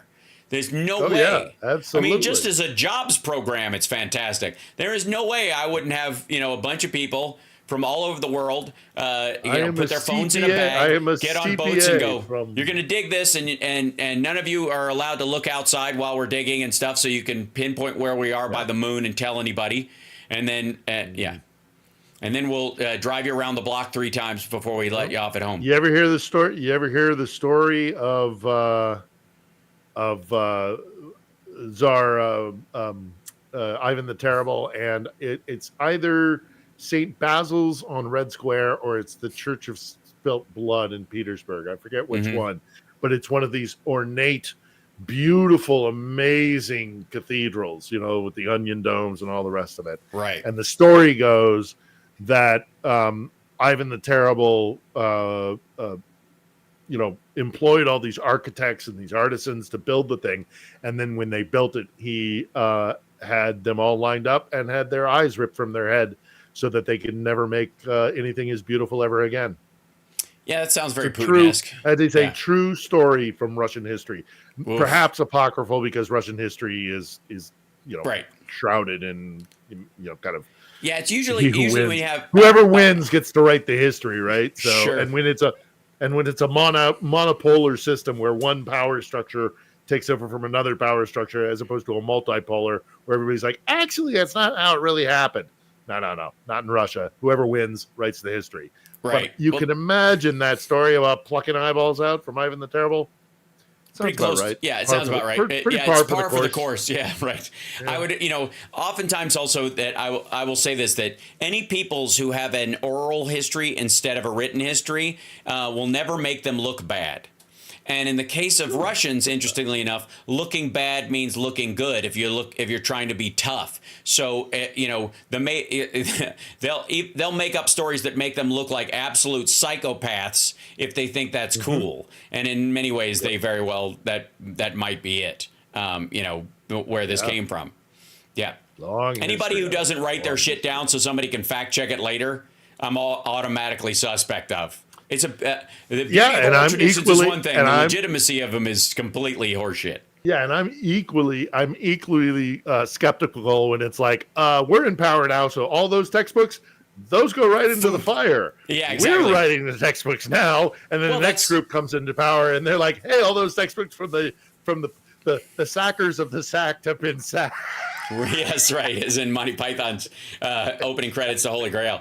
Yeah. And it is that kind of like there's one line of narrative and it changes if you get one power structure that comes in, they get to write the books, and then the next guy who comes in. Well, it's like the Sunni and the usurps them, Shia argument between Muslims is why you can't draw a picture of Muhammad, because if anybody draws a picture of him and that's accepted as a picture of him, then if you draw a picture and goes, no, he looks like our people, then a fight breaks out. So nobody could draw him and just imagine that he looks like whoever. And they weren't the first group to come up with that. The no graven images thing was based largely on don't draw a picture of God, because if people come along and that's not what their God looks like, they'll try to kill us, and they often would. That was it was a regular thing, especially it's adorable. But that's true. Why are you so delicious? Right. So anyways, I want to remind everybody, On the Edge has its newest episode out. And are we looking at weekly, bi-weekly? How often do you put new shows out? Hoping to publish every Sunday, although we had a cancellation this week.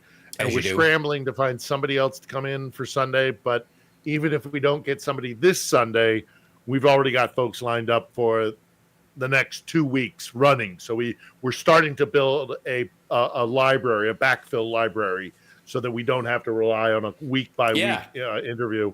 Unfortunately, unless we can scramble and find somebody and edit it and put it out for Sunday, I think we may miss an episode. But episode 3 will come out. If it doesn't come out this Sunday, episode 3 will be the next Sunday, and it will be with somebody.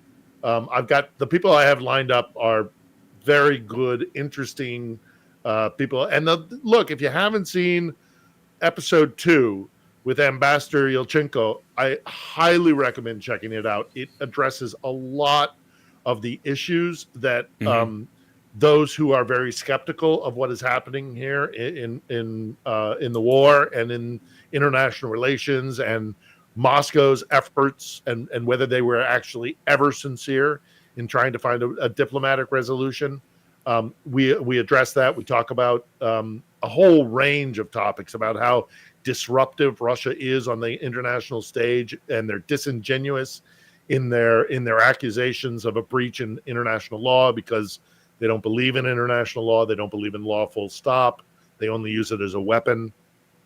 And he's a fascinating guy. He's a fascinating guy with unique perspective on what's been going on in terms of the diplomatic sphere in this region. And that's the kind of thing we intend to keep doing, which is like not running on a surface level, but really diving deep into these topics. So great. Hopefully we can find a replacement for this coming Sunday. But if we don't, mea culpa, well, not just mea culpa, we had a cancellation. It was unavoidable. If we can't find a replacement for this Sunday, just know that we already are starting to build a backfill. And if we miss this Sunday, I hope that'll be a very rare occurrence, and we'll regularly be putting out an episode every Sunday. Right. Gotcha. But check out this one. If you haven't checked this one out, it's good. It's really, really, and obviously, even I haven't checked out the first episode.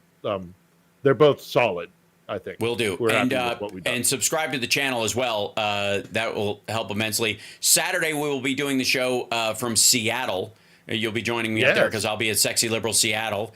So I look forward to seeing all the Steph heads and the sparklers and all that crowd there. It'd be very exciting. Big fan of Seattle. And then and then the next and then following Wednesday so it should be all right for our regular schedule coming up. So hopefully we can help you boost whoever your fill-in is on Sunday. So if we get one, one, there is the very real possibility we might skip, but we're still going through birthing pains. Right. I have to say, like, on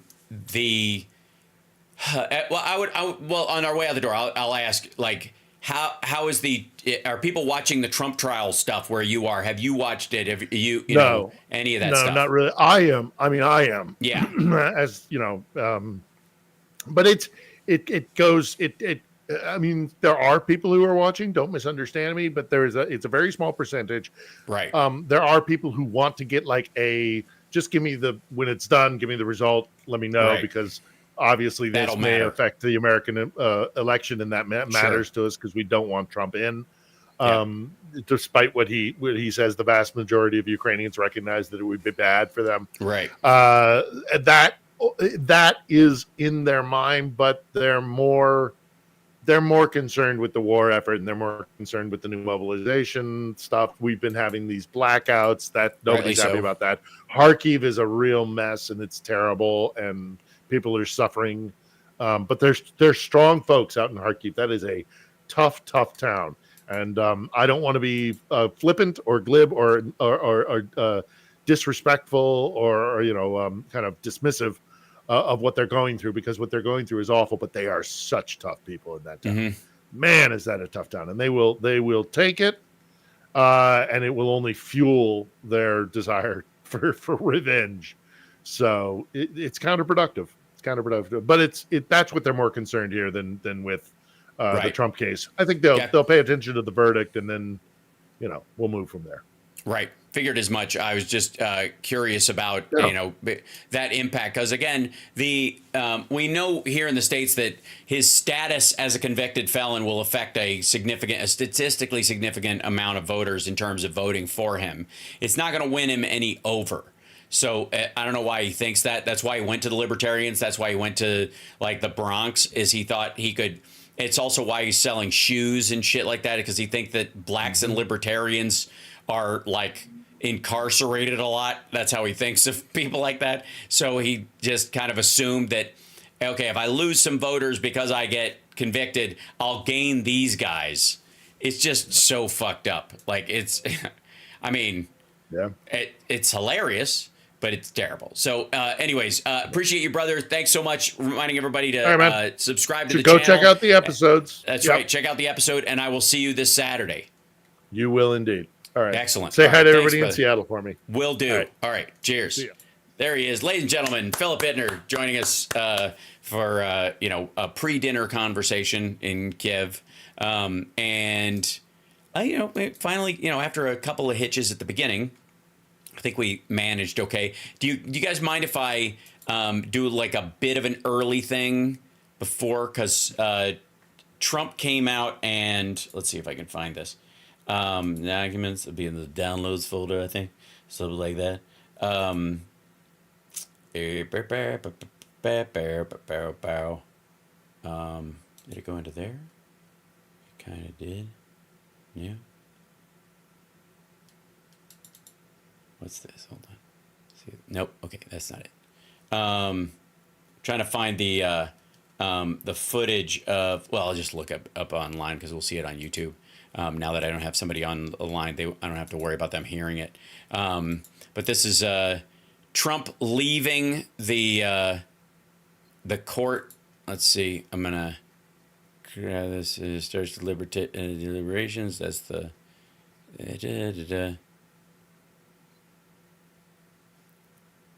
Yeah, here we go. This is an hour ago. Breaking into Trump laser as New York. Jerry. Yeah. Okay. So this is him. This is him leaving. Hold on 1 second. Let me back it up, because he farts when he comes right out of court. I don't want you guys to miss that. By the way, hit the like, subscribe if you will. Subscribe, you crazy people. Subscribe. Okay. So here we go. This is Trump coming out. There's Don's there, and I think that's Tiffany. I think they were there. Nope, that's not Tiffany. Sorry, just another blonde.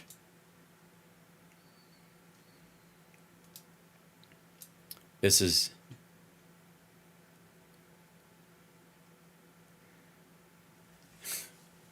The walk of a winner.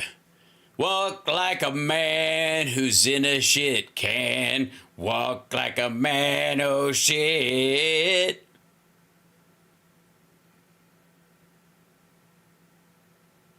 Jesus Christ, that's quiet. Hold on. 1 second. I will do this real quick. I don't know that you could hear. I don't think so. So copy this, and I'll go to another. I'll open a different thing and see if I can make it. Oh, I know what I want to do. I want to open it in this browser. So I have more control over it. There we go. Paste. There we go. Go. And yeah, it was very, yes, sorry. Yes, and a nunt alert, clearly. If I may, let's see. Comms, here we go. Very conflicted and corrupt, conflicted. By the way, consider yourself warned. Just be aware.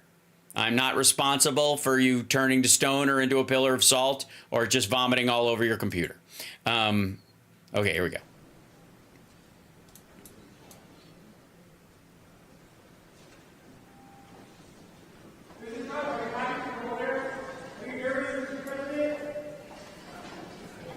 Very muffly. Thank you very much. I would say, in listening to the charges from the judge, who's, as you know, very conflicted and corrupt. Both conflicted, corrupt, and conflicted. Because of the confliction.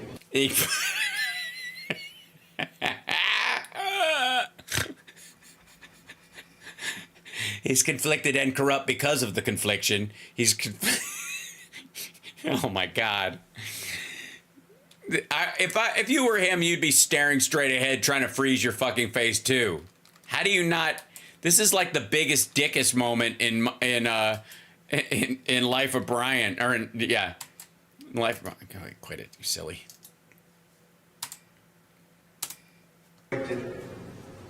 And corrupt. Because of the confliction, very, very corrupt. What a moron. Mother Teresa could not beat these charges. Well, she wouldn't have committed the crime. I gotta say, I think she'd have a strong chance. The people would have a hard time believing that she fucked Stormy Daniels. I think that would be the, or hired Michael Cohen for a decade. If Mother Teresa had hired Michael Cohen for a decade, I think we'd have a different picture of her as a person, probably. These charges are rigged. The whole thing is rigged. It's rigged. Everything against me is rigged. I'm not responsible for any of this shit. Rigged! The whole country's a mess between the borders and fake elections. It's fucking stupid. Who wants to even run this? I don't even like this place anymore. I would go, whoa! And you have a trial like this where the judge is so conflicted he can't breathe. What? Come on. Todd Blanche, what's wrong with you, man? Are you on mood stabilizers? How do you not crack up when he says that? How do you not go, goo, what? What the fuck was that? So conflicted, he can't breathe. I don't know what that means. I don't want to know. He's got to do his job. And it's not for me, that I can tell you. Yeah, he's working for the people.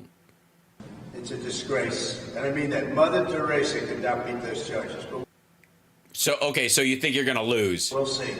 We'll see how we do. It's a very disgraceful situation. Every single legal scholar, All 5 of them. and expert said this is no case.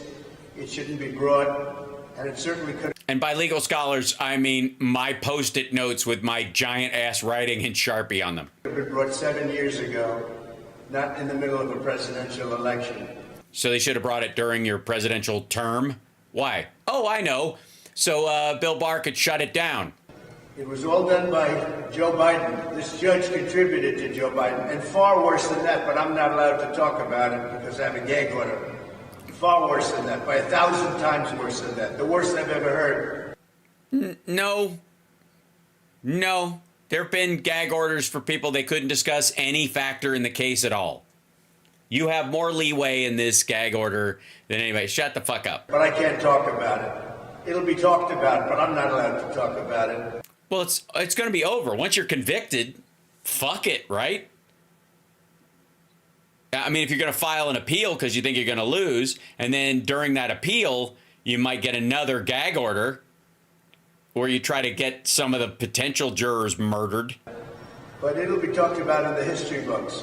Yes, it'll be a little bump and a ruffle You know, we used to have a president a long time ago who was like a real estate idiot and stuff, and he was just fucking gross, and he would just joke about fucking his daughter, and ugh, like it was probably the worst. It was like, I mean, there were probably more damaging presidents ultimately in terms of the greater scheme of things, but really just a dick.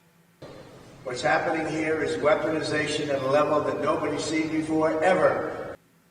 Weaponization? I mean, I think the Allies during World War II, that was some heavy-duty weaponization, I would just say. You mean of the legal system, of the Justice Department? Well, you might want to say that then.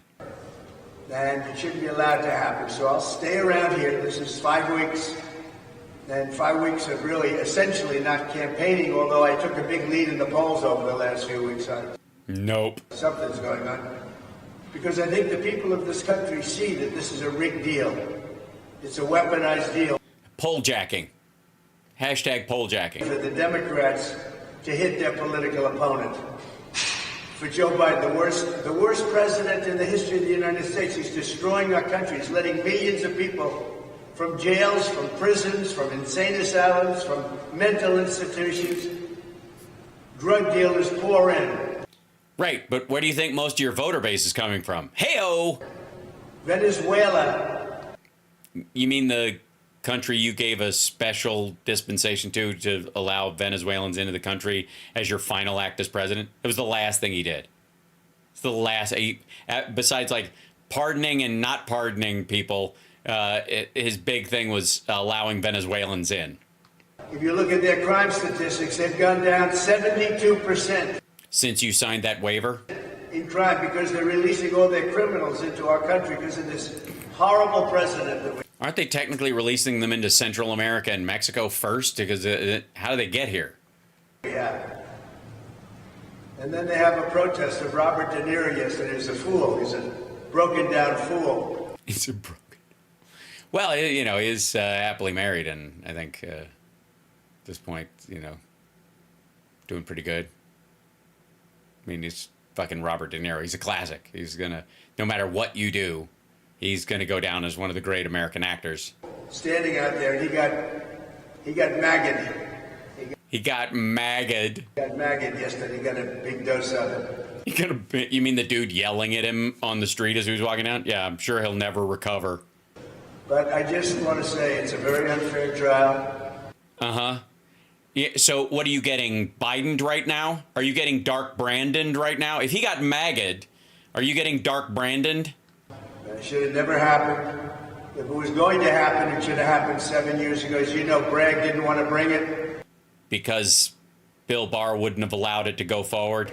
The Southern District didn't bring it. Because Bill Barr wouldn't have allowed it to go forward? The FEC didn't bring it. Because Bill Barr wouldn't have allowed it to go forward? The judge didn't even let us use the #1 election attorney. He's making the rules.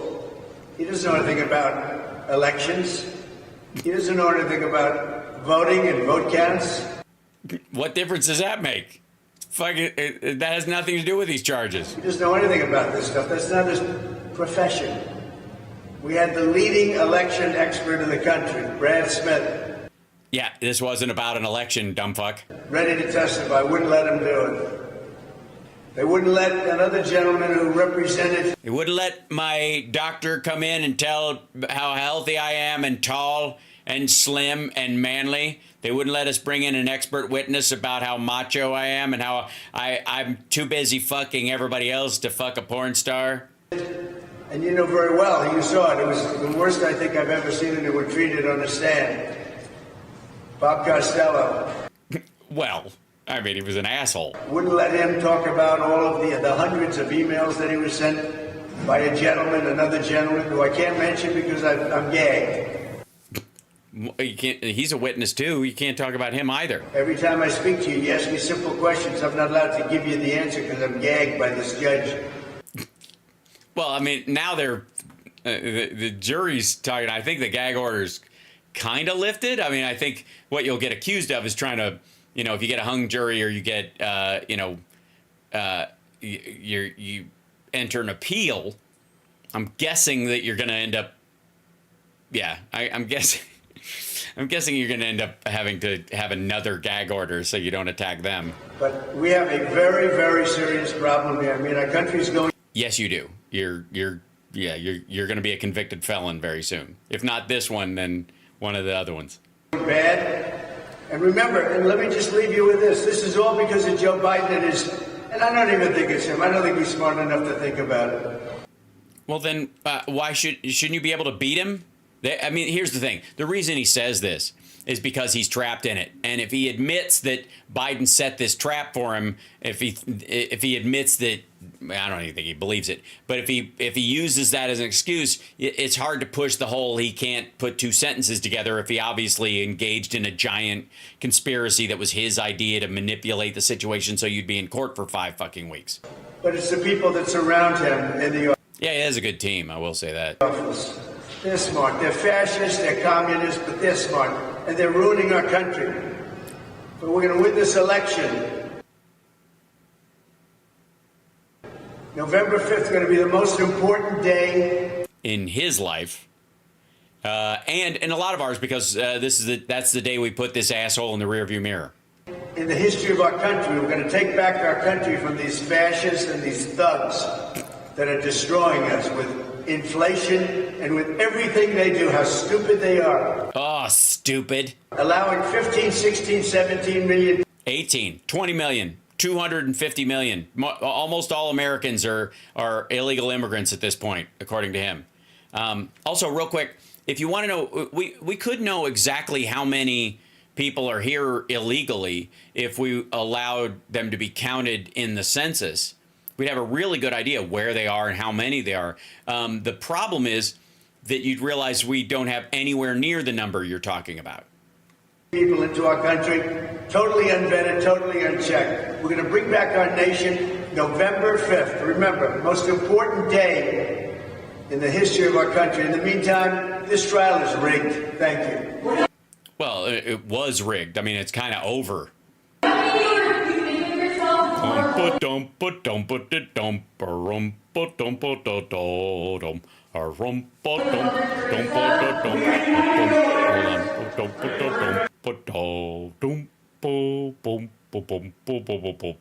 Miserable me, on my way out of court, I'm sad today, to doopity-do. Goodbye, everybody, I will never go back. Goodbye, everyone. Oh, shit, this really sucks. They're gonna dismantle the petting zoo. They're gonna dismantle the petting zoo. Or they're shutting it. Oh, got to keep it for one more day, right? After he's found guilty, he's got to come out and be able to say something. Oh, it's going to be exciting. I'll see you guys this afternoon. Like, subscribe, give a thumbs up, support the show. Check, please. I'm just saying.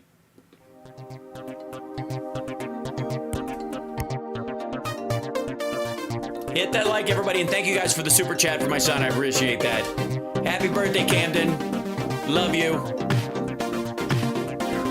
I just said that so that it would be here for posterity forever. Oh, yes. He hears it all the time, though, don't worry.